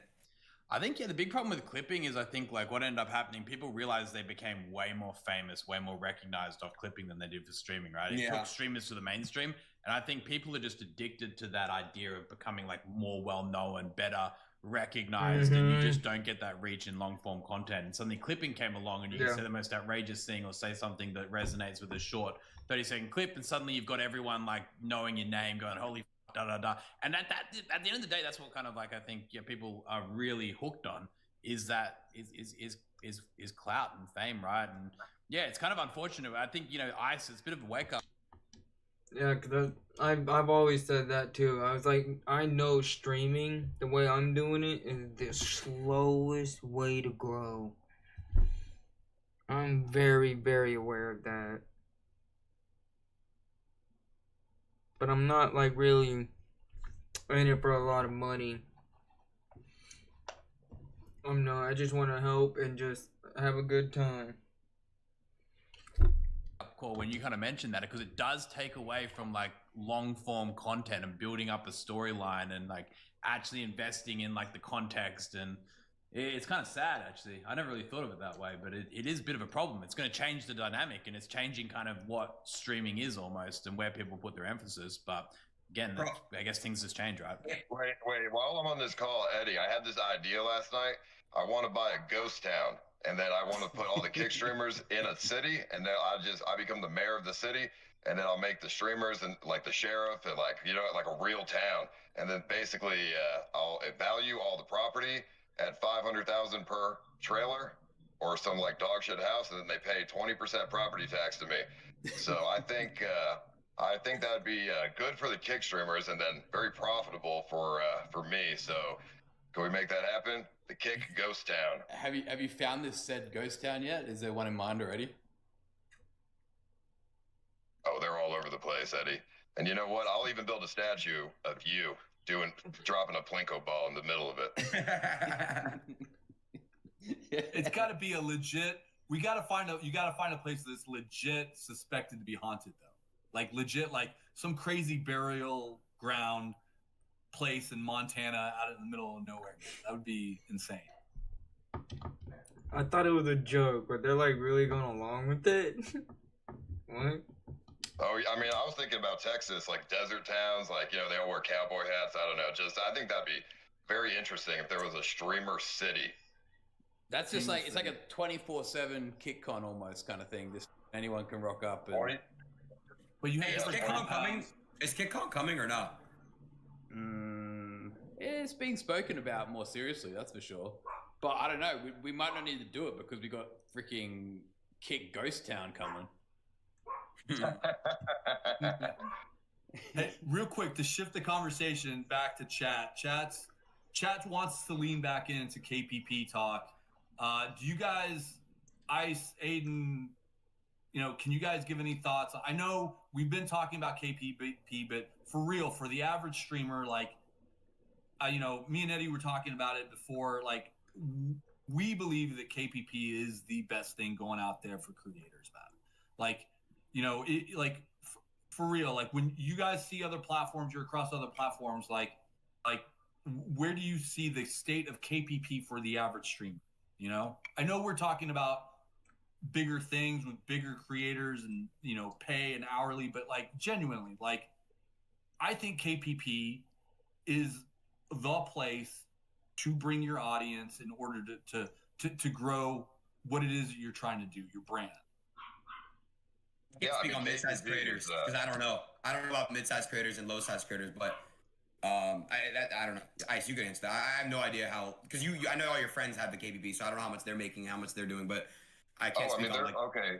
For example, before KPP, all the streamers around me, they would just live off donations or whatever, and it was real hard.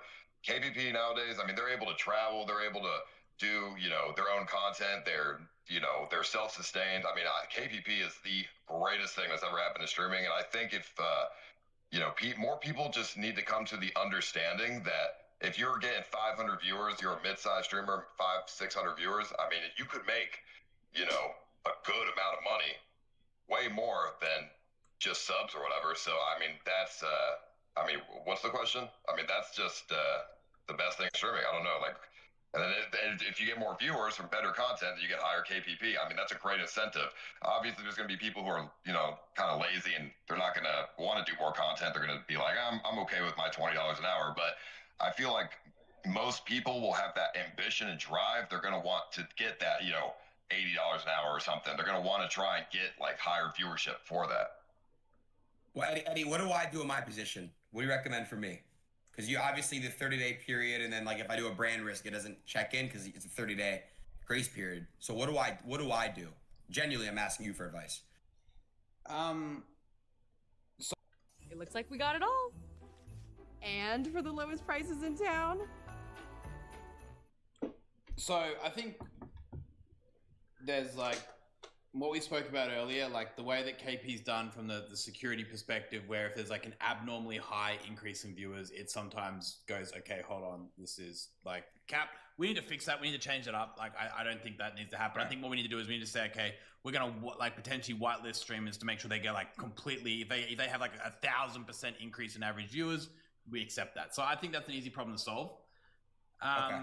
I think coming back to your question about what you should do, like this, we had this conversation like literally a week ago, and I said to you like, yo, Aiden, just do like whatever you want to do, like in terms of like go live on Twitch, go live on Kick, like get the best of both worlds. Like I was pretty honest with you, right? Like I said, like dude, like yeah, you give me your blessing. That's facts. I was like, you give me your blessing. Go do Twitch, go do this, go do whatever, right? I said to you like I think, you know, Kick is of course the best move, and the fact that, you know, there's a lot offered here, and you're going to get way more in the long run. But of course, I said, you know, mix it up, like do your big streams on Twitch. So I think it's up to you to kind of like go back and like figure out like what works for you. Like you might be right. You might be, you know, you said before, hey, look, if I do this on this platform, I'm going to get like X amount more viewers. I don't know, test that theory, right? Test if that's truly the case. I personally think like you, because you are such a big brand and such a well-known person and already so established here, I think you're going to get the same number of like authentic viewers here on Kick as you will on like on Twitch. Maybe a little bit more. I don't know, right? I think it's going to be pretty same for same. But I think then there's other upsides, right? On either side, right? I think Twitch is obviously much more recognized. Like everyone knows Twitch, and I think you end up probably getting more collab opportunities and all that kind of stuff. I think that's reasonable. Like there's trade-offs to both, right?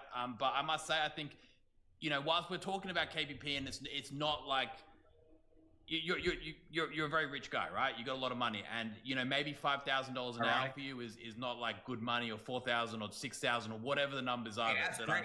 If I can get $5 an hour, $5,000 an hour. Wait a second. Wait, what are we talking about? I'll take that. I mean, shit, give that to me. Well, again, like that's what I mean. Like I'm saying, like it's good money. Like your KPP earnings are like public, Aiden, right? Like you make them very public. I don't care. So.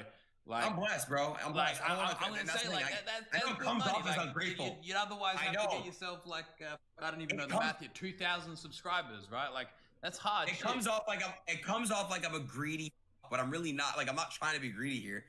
I'm really not. Bro, I'm not like, bro. I respect you. I really do. I think you're one of the greatest streamers in the industry. But man, you are a greedy motherfucker. Ice, if Eddie told me, hold on, Ice, if Eddie told me off stream, brand risk, you should have got paid 50% more, and I didn't get paid. How is that fair? Eddie told me he's gonna fix it. You got $100+ million. Who cares? And he got 50 billion. I'm gonna say, I forgot that I should have chased you up and been like, Aiden, here's the extra like $6,000 or $7,000 or whatever it was. That's it. I'll be honest. I kind of thought the same way as Ice. I was like, you're 100 million deep. I didn't realize 6,000 meant that. You're 50 billion deep. Yo, give me $1 billion. Let me hold on to it for like 5 years. I'll pay you back. Come on, bro. I honestly didn't realize it was that big a deal. Like, I'll get that one manually adjusted. It's not about the money though. It's just a principle for me. That's why I was being a little lesbian about it. I was like, bro, you trying to play a little bit. I was like, fuck. I was upset, bro. You hurt my feelings. But no, I'm not greedy, Ice. Come on, bro. Ice, I give out money. You know, I bless my. Come on, bro. I know you do you're the right. same. Okay, you do give out a lot of money. I'm kind of with you, like halfway. I know. But the other half is like, you know, I mean, if I was in your shoes, I put myself in your perspective. I personally wouldn't care if You told I me to retire. You told me to retire. I mean, no, I mean, if I was you, I mean, $200 million. You'd retire What are we doing, bro? Dude, if I had $200 million, I would build my own city, bro. I would just live as a king in like some desert town with a bunch of people. I don't know, dude. I have different values. I don't know. Well, Either Eddie's way. not retiring. Eddie's 50 billion up, and he's not retiring. Well, Eddie is a different animal. I mean, if I had 50 billion, Hey, Eddie, why are you not on fucking Mars, dude? Just going to Mars and building a Mars. I'm not taking Adderall. I'm not taking Adderall. Leave me alone. I just got off lean. All right, let me break. Let me break it at least a year. All right. Wait, you should. Hey, instead of Adderall though, you should consider doing meth. It's the same thing. Well, Adderall is a little bit healthier. No, it's not. It's the same thing. It's just a dope. Whatever, dude. Wait, what milligrams are you doing a day? Be honest. Be open with me. What milligrams? I do one 30 milligram extended release. That's not that bad, right? How much is that? 30 milligrams. No, yeah, 130. It's not that bad. No, just 30. Just 30 milligrams. Just 30. Just 30. Okay, that's not that bad, right? No, it's not that bad. That's what like teenagers take in high school. Oh, so you don't even do it that much. No, it's not. It's not like that. But yeah, I mean, all right, Aiden. To prove that you're not greedy, wire me $1 million right now. Eddie has $50 billion. Eddie's got 50 billion. I'll tell you what. I'll wire you 100K. Eddie wires you 900K. I mean, there's no downside for me. No, Eddie's more Jewish than me. We're all Jewish. Me, you, and Eddie are all. Santa, you're not Jewish, right? I'm Latino. Yeah. Oh, okay. Well, look, we have 3 Jews in this call. We're cooked, Ice. We're cooked. Oh, hold on. I'm only 20% Jewish. No, you're Jewish. It doesn't matter. You're Jewish. Wait. What type of Jew are you? What type of Jew are you? Well, it's like Russian, Russian. Fine, I can tell your nose. It's in your nose. You're Jewish. It's okay. Yeah, maybe a little bit. Yeah. It's all good. Hey, you know what we should really do? We should make our own RuneScape private server and bring back the duel arena. I mean, yeah, I'm down for whatever. I mean, Eddie, hit up Jagex. Have you spoken with Jagex before or not? I think Andrew, you have, right? Yeah, we're connected. They like us. Dude, let's go. Go time. Buy RuneScape. How much is RuneScape worth? I think they're like sold recently for like a bunch of money. I don't know. They're owned by like some private equity. That's probably why they're doing all that microtransaction stuff, eh? But I don't know. That sounds like a big headache. I think like running a live streaming platform is complicated. Like running a game like RuneScape, that would be a headache. Like that's even like a harder crowd to please. Like with live streaming, you definitely can't please everyone. Like with a game like that, you're fucked. Like you just cannot win. Yeah, but you'll make so much money from the game. I feel like if it's like incentive. If he buys RuneScape, one bad update, and Eddie's face is going to be on the old school subreddit. 1,000 upvotes. They're going to be like, this guy for updating this thing. I don't know. They're going to be. What else? Eddie, you should buy North Korea or something. I don't know. Get creative here. North Korea. That's right. We were going to send you to North Korea for a while there. You never did it though. Yeah. No wonder you want me to be a die on stream. You want to get a clip? Yeah. Come on, bro. You're gonna go get those funds back that time. But sure. I went to the border of North Korea, and then I got pressed by the military, and they almost arrested me. Nice. I ain't gonna lie, bro. If anyone's got an IRL from North Korea, you got to do it. You can get permission, bro. There's a way to do it. You can get permission. Wait, so you actually went to the border? When was this? I don't think they have cell towers there. Yeah, you went for the Somali trial, didn't you? You like ventured out to South Korea, right? Yeah, I went to South Korea, and then he stream sniped me, and I was like, he was like, unban me on Kick. I'm like, well, I don't have that power for one, and for two, you're a scumbag, so no. Oh, you talking about the Somalian guy? What's his name? Yeah, Johnny. Johnny, that's right. Yeah, Johnny Scoville. He was asking about me. Or whatever his name is. I go to Israel. I stream in Israel. I don't want to get by like a missile or something. Dude, Eddie, how do you not laugh at? Okay, there it is. I was like, dude, come on, bro. Hey, I don't know. I gotta be careful with you guys when you're cutting loose. Hey, Eddie, is that offer? Eddie's that offer still stand? Would you box Dan Clancy on brand risk? Box Dan Clancy on brand risk. Ooh, Yeah. I'll be honest, like, dude, Dan is actually like a crazy healthy dude. Like, he's like running around doing like marathons and like riding bikes. Like, Dude, I think he he's might beat me. He's an old man. Come on. What are you talking about? Look at your arm. Hey, dude, I don't know. Like, he's healthy. He's healthy. Like, he invests in his health. Bro, he jerks off all day. What do you mean? Like, bro, he's just straight goons. He flips OF models on stage like crazy. I don't know, man. Eddie, I think he might give you a run, man. Honestly, you guys insane? A bunch of people hate on Dan Clancy. Like, I think that guy's out there doing a good job. You know, like he's like public. He's trying. Like, you know, he actually is. But I don't He's know doing a good many. job. Like, it's like a weird industry. Like, you're not gonna be able to find like, because you gotta keep in mind, like, that guy also has like a fuckload of responsibilities. Like, he has to report to like Amazon and like, you know, try to make the thing profitable or whatever it else he has to do. Plus everything else. Like, man, that guy's he's a bit of a machine. Like, I think he gets way more like you know, hate than he deserves. Like, that is not an easy job. Like, if you had to be like a CEO of like any company, like Twitch would be like up there as like probably the hardest company to like somehow balance all that responsibility plus freaking dealing with like the public. And I don't know, he's doing all right. But if it came to boxing, Dan Clancy, I think you're right. It'd be a bit unfair. I do have an age advantage and probably like 20 kilos on him as well. So I think I'd do all right. Hey, Eddie, I mean, how you Dan doing, man? How Clancy, you he doing? doesn't do shit. It's 3 a.m. for you? It's 3:30 a.m. What time is it for you? Holy, isn't it? Yeah. But I'll tell you what. Listen, it's been a good chat. I think being able to kind of go live and talk about the KPP stuff has been all right. Yeah, bro, you know, come on, bro. Off You subject now. Nah, but it's cool to be off subject, bro. Damn, we can have a normal convo about life. How's your workouts been? How's your MMA workouts been? I've done MMA in ages, man. I did it for like 1 year. It was fun, but yeah. You stopped going? Yeah, I Bro, did. you were looking jacked, bro. You were looking. Hey, you still are, but like, bro, you were doing MMA like 5 a.m. Bro, you were. Damn. Yeah, I'm just doing swimming now. I found like this new love for just like doing like 3-4 kilometers of back and forth in a pool. It's boring as hell, but it's like really fun. At the same time, it's weird. Yeah, very nice. But no, it was a good call, man. It was a good conversation with all of you, bro. You know, I respect you heavily, and I appreciate your input on stuff. Eddie, you know, you as well, Santana. And like I said, Eddie, you know, like I said, bro, obviously I love being the genuine, authentic creator I am, and meaning whatever I can say whatever the fuck I want, and I have to turn my back. And am I gonna get banned? So I thank you for giving. That's one thing I will say. I appreciate you giving me the, you know, that, because that is real. Like, even like you brought Cuffham earlier, like, it's true.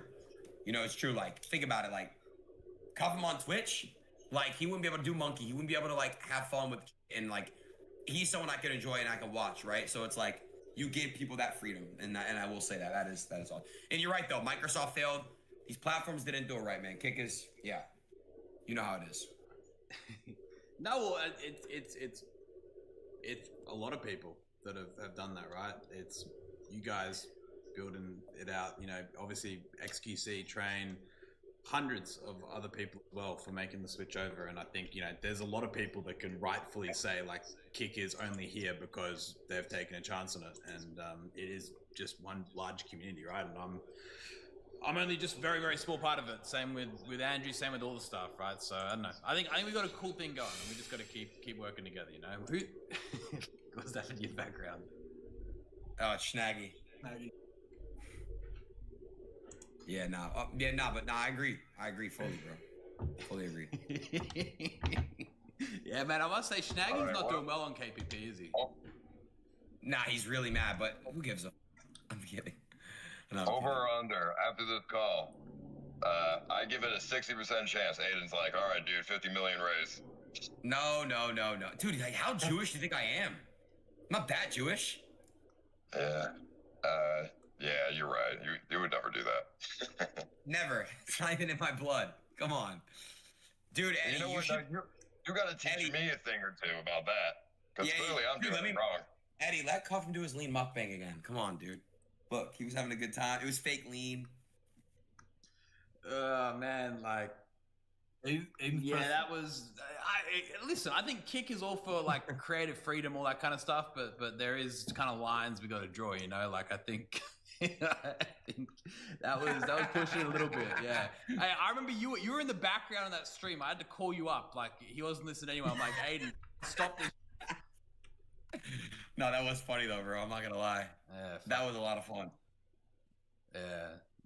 No, I can imagine it was fun for those involved. Yeah.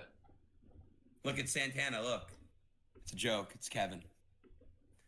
Eddie, I gotta go. I'm about to go dig up some dinosaur bones. So these guys have just been waiting for me. Hey, that's all good, man. Hey, thanks for jumping on, Ice. Have a good one. All right.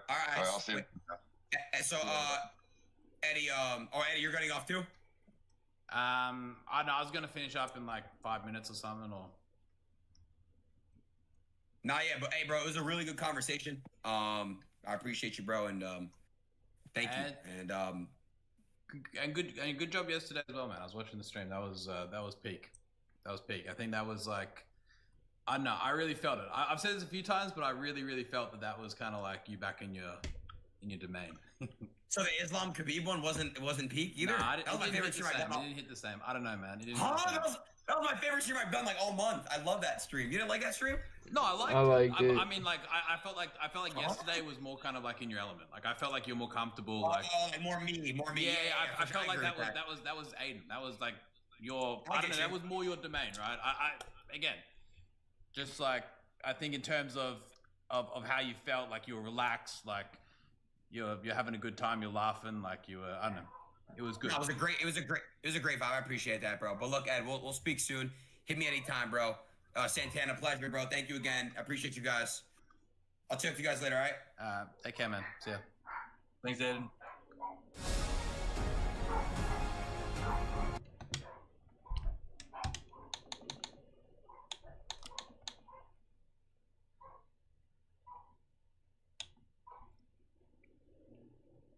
The Streamer Award.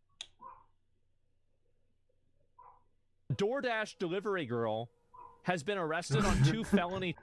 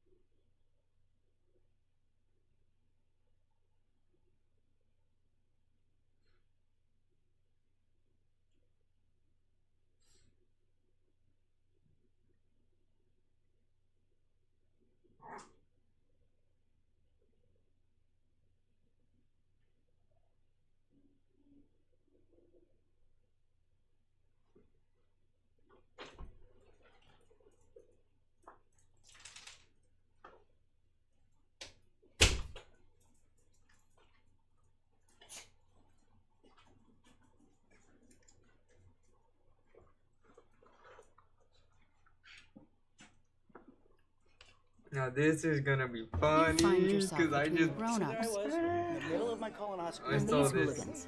Do you listen to Uncle Bob? DoorDash delivery girl has been arrested on 2 felony charges after recording a man passed out.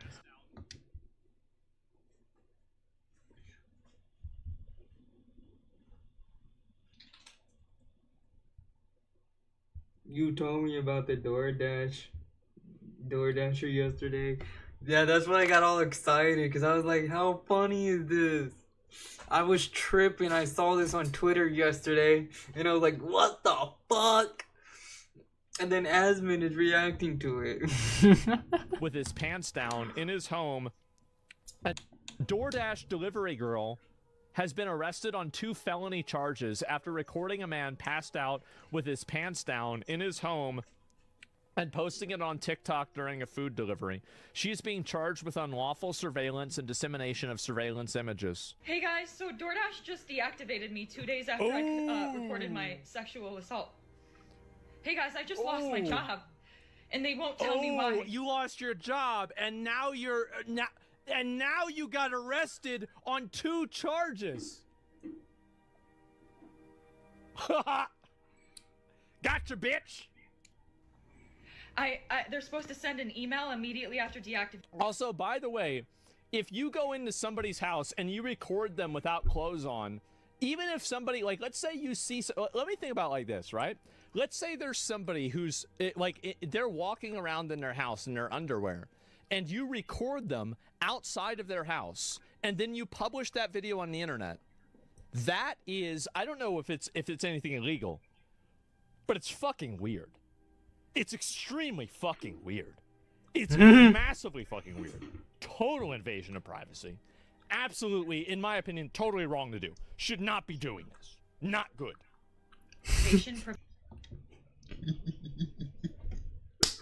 Oh, bro, that's what I was saying yesterday. I was explaining how, like, this girl is a fucking problem, okay?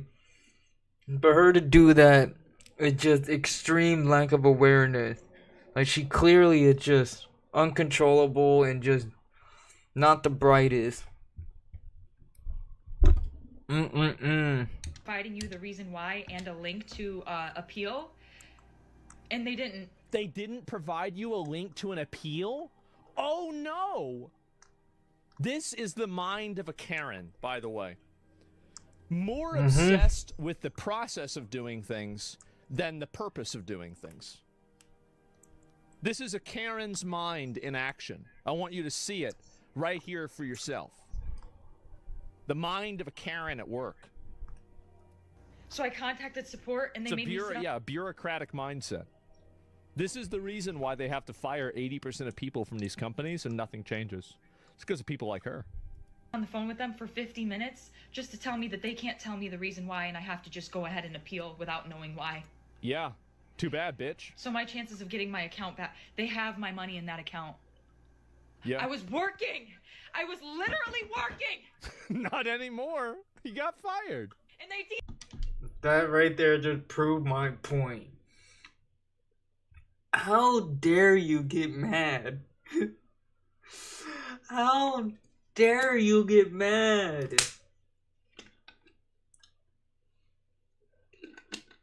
Bro, I had a feeling from the get-go. Like, I knew she was a problem. I even said yesterday, like, I guarantee her parents, oh my god, they tried everything, you know, but she just doesn't listen. She just doesn't listen. And this right here just proved my point. Hello? You know why you just did what you did? Like, hello, that's why you're not getting your money. That's why your account is, what is wrong with your brain? deactivated me. This is related. They just punished me for posting about my sexual assault while door dashing. You can see that she's very obviously trying to play this up as it's this, oh, well, I'm this put upon girl. They're trying to suppress my sexual assault. You weren't sexually assaulted. Nobody even touched you. But you could say it's sexual harassment. It's not the same thing. Like, you just saw the video. And so well, you can see what she's doing. She's positioning herself so she can be the victim, so she can claim the moral and emotional upper hand. I am so, like, at the beginning, I was like, I don't know if I really agree with this, right? And after, I never watched this video because who cares? But now I'm watching it. Thank God this stupid, annoying bitch is in jail. Thank God. This is beautiful. What a great day for me. They are literally putting the Karens in jail. I used to pray for times like this. They just fired me! Gotcha, bitch! And the police are doing nothing! Got you, bitch. You're not complaining anymore, are you? Now the police did do something about it. You should be happy. I lost my job! That was my only way to make money to pay my bills! 3 days ago, October. Yep, too bad. Well, now you're not going to have any bills because you might go to jail. October 12th, 2025, I was a victim of SA by a DoorDash customer while I was doing my job as a DoorDash driver. Excuse me if you've already seen this. This is my third time posting this because TikTok keeps silencing me and taking my videos down and giving me strikes. So if I get they keep silencing you and taking your videos down because you're distributing basically pornographic images of a person without their consent while you recorded them inside of their home. Did a person consent to having that happen? They're in their own house. The guy should sue her. That's what he should do. He should sue her for doing this. Yeah. One more strike, you guys. I'm just letting you know right now my account is going to be banned. I wouldn't worry about your account anymore. So I'm going to try to word this as chill as possible to avoid this. I wouldn't worry about the account. So on October 12th, 2025, the DoorDash customer... So this girl's really in it for the love of the game. Like, she really wants this attention. Like, how many videos is she going to make about this? Customer requested that their order be left at their front door. They requested that their order be left at their front door. Okay. Arrived at their front door. Their front door was wide open. Their lights were on. And they were sleeping on the couch within eyesight of the front door. With their pants and underwear pulled down to their ankles. And so, just so I can understand. So far, so good. The Ring camera showed that she opened the door. Is that true?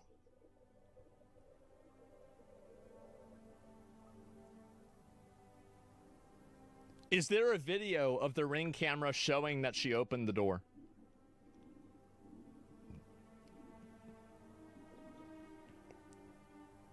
Yeah, is there a video of it?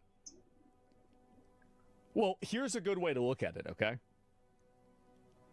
The police obviously can figure out what a Ring camera is. They know what a Ring camera is. And they charged her twice. I think that says a lot. Okay. To be a girl and to get charged twice, that's hard to do. You had to have done something wrong. Women get massively treated way better by the justice system than men do. It's not even remotely close. You want to talk about a privilege? That's a privilege. When they were indecently exposed to me. I got this on video, and I'm not even going to be posting the video clip anymore because I'm pretty sure that's what's getting me the strikes. I'm pretty sure. I wonder why. But yeah, I reported it to DoorDash, and DoorDash did ban the customer. And then 2 days later, DoorDash banned me, which doesn't seem... That's smart. That's what I do. Yep. Just get rid of them. Unrelated.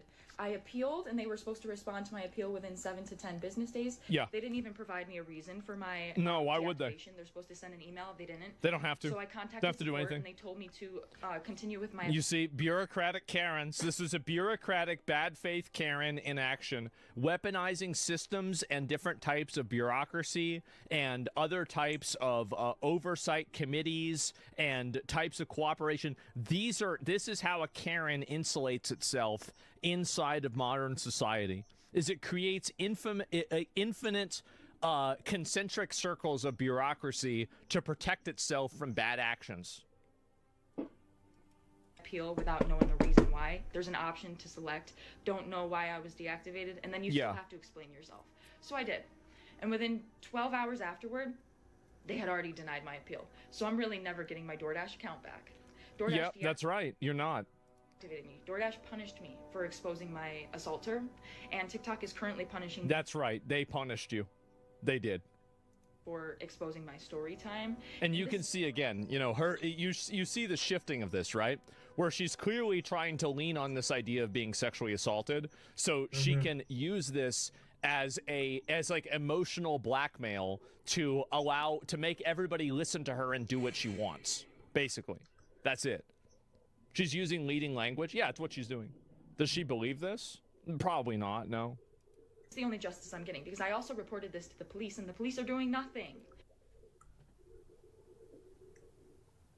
The wait is finally over. Holiday scratchers from the Arizona Lottery are here. Play and gift today.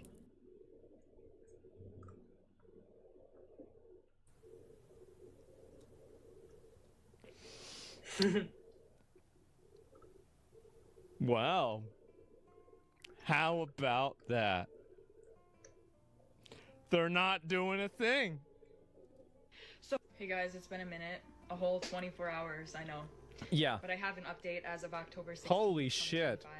But first and How many foremost, I videos just are wanna there thank of this? everybody for the overwhelming support and allyship that you've shown me. It's really made me feel Allyship. so Oh my god. validated and seen and heard, and that's really helping me through this. There are so many toxic like everybody talks about like the Andrew Tate toxic male communities. This is the female equivalent to that, by the way. This is it right here. You're seeing it. It's a bunch of dishonest, disingenuous, obnoxious, stupid women that get together, that hate men, that are liars, that try to...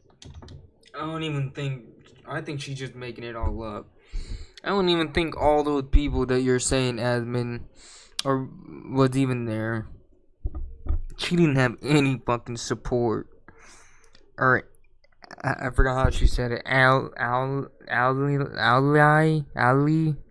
however she. I don't even know how she messed up the easy word. Allyship. Oh no, that's what it was. Allyship. That's what it was.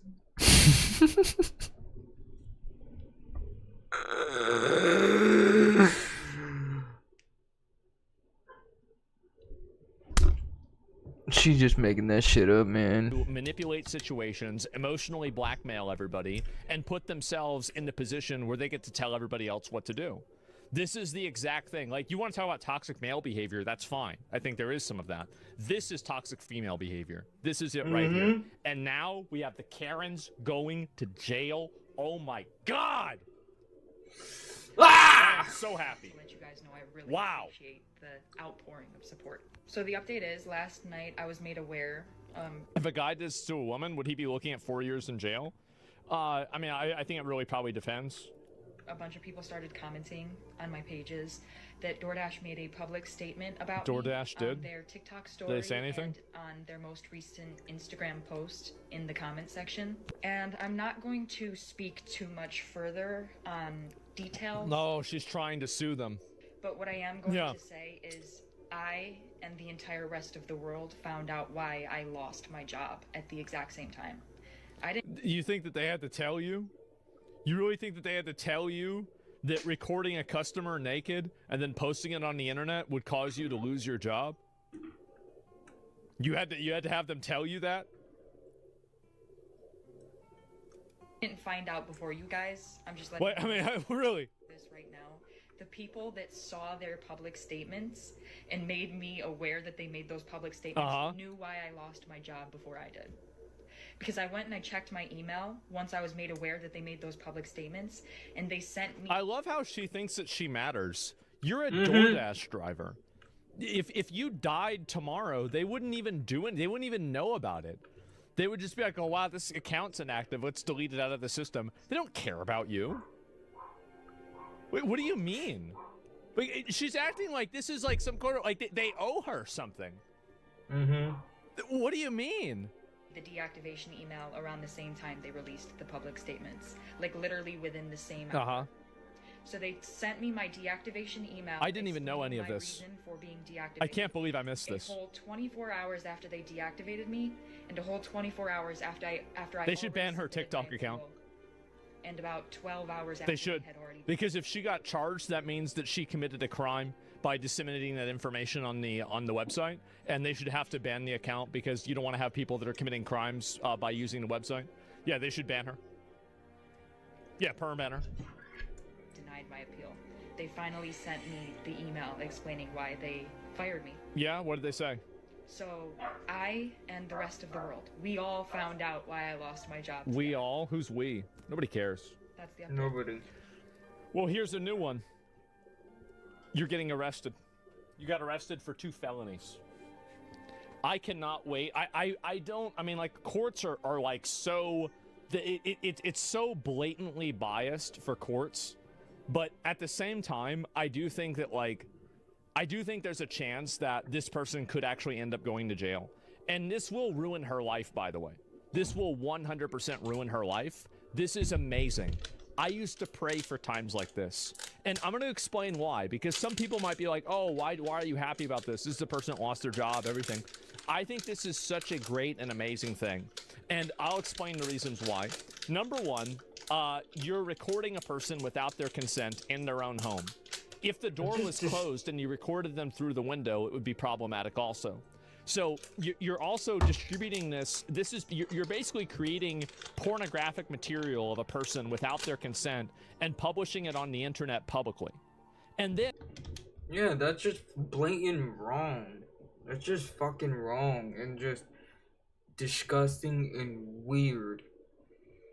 Like, it's more of like I said last night, it's more of like a, oh, poor guy. Like, you just, a normal person who come across a naked person sleeping, you know, and you just see it through a window or a screen door, but you're just more gonna turn away, oops, whoa, and then just fucking put the thing down and, deliver, and then go on your merry way. To be standing there and, like, all curious and have no, like, awareness, like, hello, you know, this is kind of weird. You're invading his privacy. It's a bit much, but it didn't even occur to her that she was doing something very bizarre. It's just blatant weird and just, yeah, not cool. and at the same time, you're weaponizing things like being sexually assaulted by having to see a fat guy laying on a sofa with his pants down after allegedly you opened the door. You're intentionally, and she's zooming in on him. You're zooming in on this guy. So you didn't send this to the police. You didn't go to the police about this. You went to TikTok. Right. Why didn't you send that to them? It's not alleged. Well, as far as I know, it is. But yeah, there it is. Breaking and entering. Well, we don't know about that or not. And what is this here? The onboard video has nothing in it. The guy's covered. It shows the side of his thigh. Female clothing can be more revealing in the way this guy is in the video. Well, anyway, and then she goes and then she acts like, oh, wow, well, they need to solve this problem for me because I'm so important. You're a fucking DoorDash driver. Do you think that you matter? You're expendable. You're completely expendable. And so anyway, this is what happens. So yeah, our argument is that she walked into a private space where a person's naked and she didn't like that, doing private things in her private place? Yeah, exactly. Do you think the police know 100% that someone is a criminal and who should be in jail? They saw somebody rob a bank, they don't know it? Well, I don't know about this. I have no idea. I don't think she robbed the bank. I don't think they know for sure. But this is a amazing thing. We need to put more Karens in jail. This is what I want to see more of every single fucking day. And luckily and hopefully, after enough of them are put in jail, the world can finally improve. She's literally a 2%er. She is. She is a 2%er. And you can see her and how she talks about it, everything like this. This is the enemy of America right here. This is it. This is the prime enemy. It's not the Jews. It's not the black people. It's not the Middle East. It's not even all the Muslims. This is the enemy. Right here. The prime evil. Just being honest. That's it. Just being honest. The prime evil. Mentally ill people. optics-obsessed, virtue-signaling, obnoxious, privileged Karens that will import every problem from the rest of the world into America to satisfy their suicidal empathy that's actually narcissism disguised. And they will also manipulate, lie, and misrepresent every situation to avoid any accountability from anything that they ever do, blame everything on systems, create endless levels of apparatus systems to protect them from their bad behavior, and to effectively waste and destroy resources by trying to provide different levels of insulation from accountability. That is the prime evil in America. You need a network just as powerful as you are. Switch to Total Wireless with the full... DoorDash delivery girl has...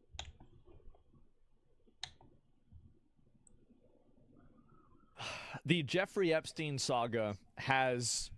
I think it has been, at least on the internet, it has been the most...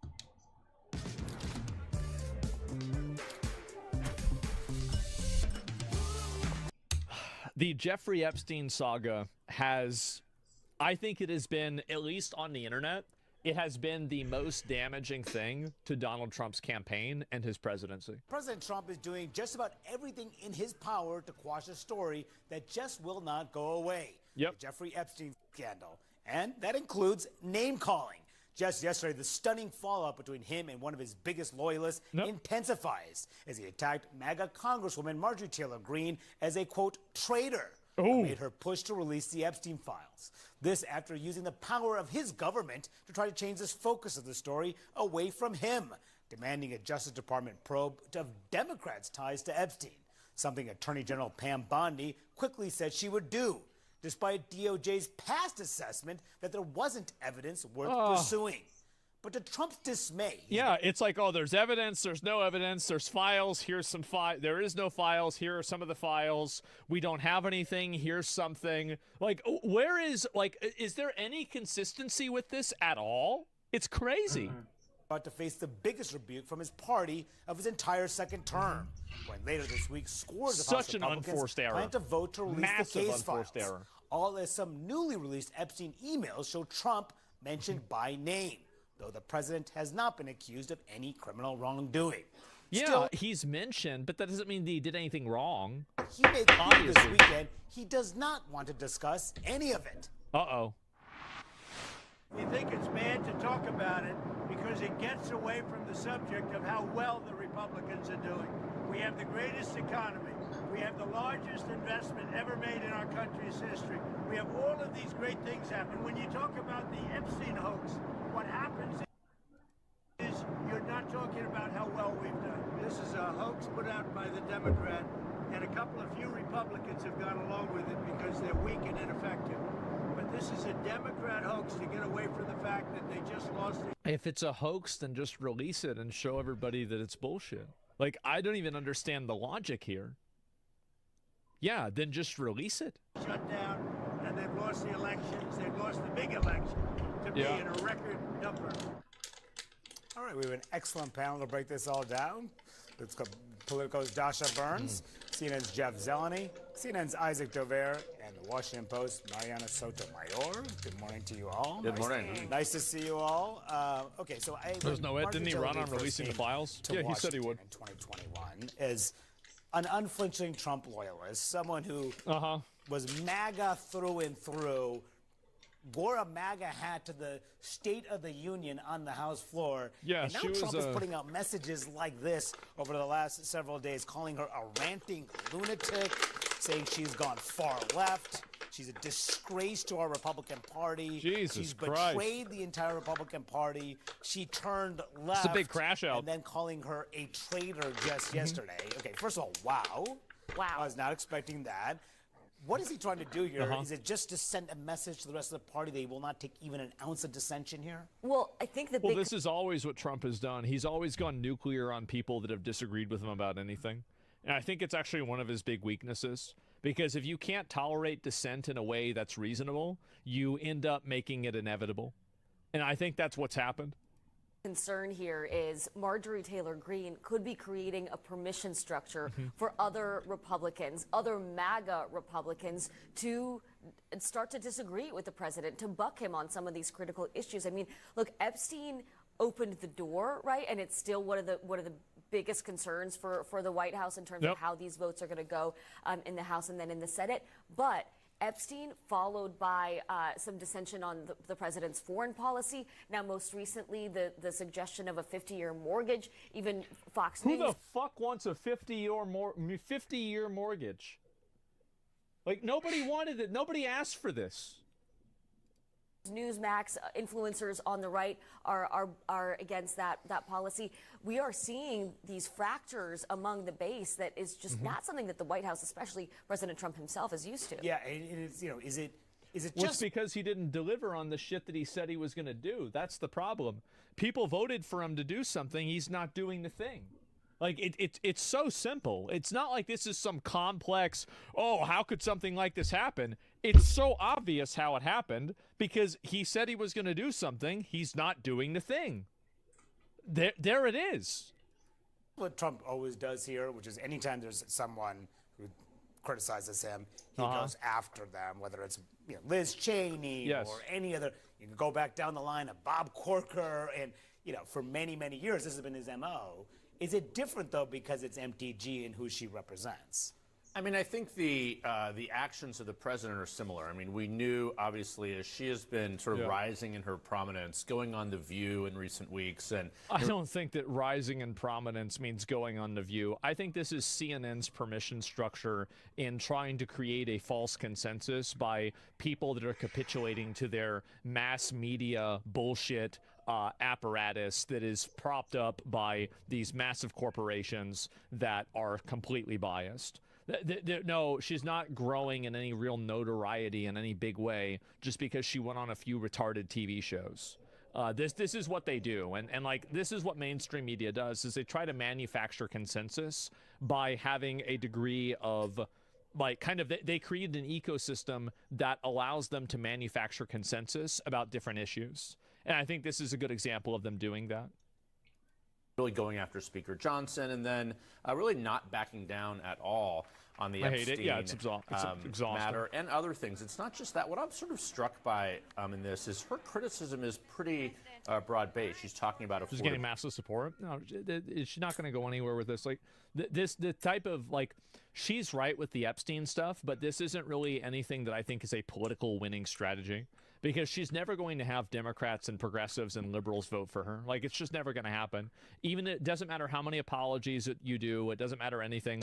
You will always be the Trump person. Like, the boats are burned. The bridge is burned. It's never going to happen. Like, the problem is these people are, like, defined by purity testing. That you're not going to apologize to them and then have them vote for you. So you're effectively alienating voters yourself by trying to appeal to the other side. But you end up losing voters, and then a handful of people from the other side are like, oh, she's not as bad as we thought she was. But they're not going to actually vote for you. They're going to vote for their person instead, right? So it's kind of what I've always said about how whenever you play the optics game with people like this is a game that is rigged for you to lose. You are designed to lose in the game of optics because they want you to lose in the game of optics. And that's it. It's deceptive. Yes, it is. Healthcare. She's talking about... She's to the right of Trump, not to the left. Well, what my point is about it is that like trying to apologize and capitulate to Democrats or leftists will never work. It will never work, and it will only make people more frustrated with you, and it will not increase the amount of people that are voting for you. It will decrease it. Fundamentally, like, that's the bottom line. It will decrease the amount of people that are voting for you. Exactly. And things that look like, I still support you. She always sort of phrases it with, I still like the president, but. And those buts are getting pretty significant. So, Dasha, to your point about the permission structure, that is going to be interesting to see. How many Republicans obviously join the ranks of voting to release the Epstein files. The White House still wants to keep that number down, but the reality is they know that there's very little. It's unclear. The pressure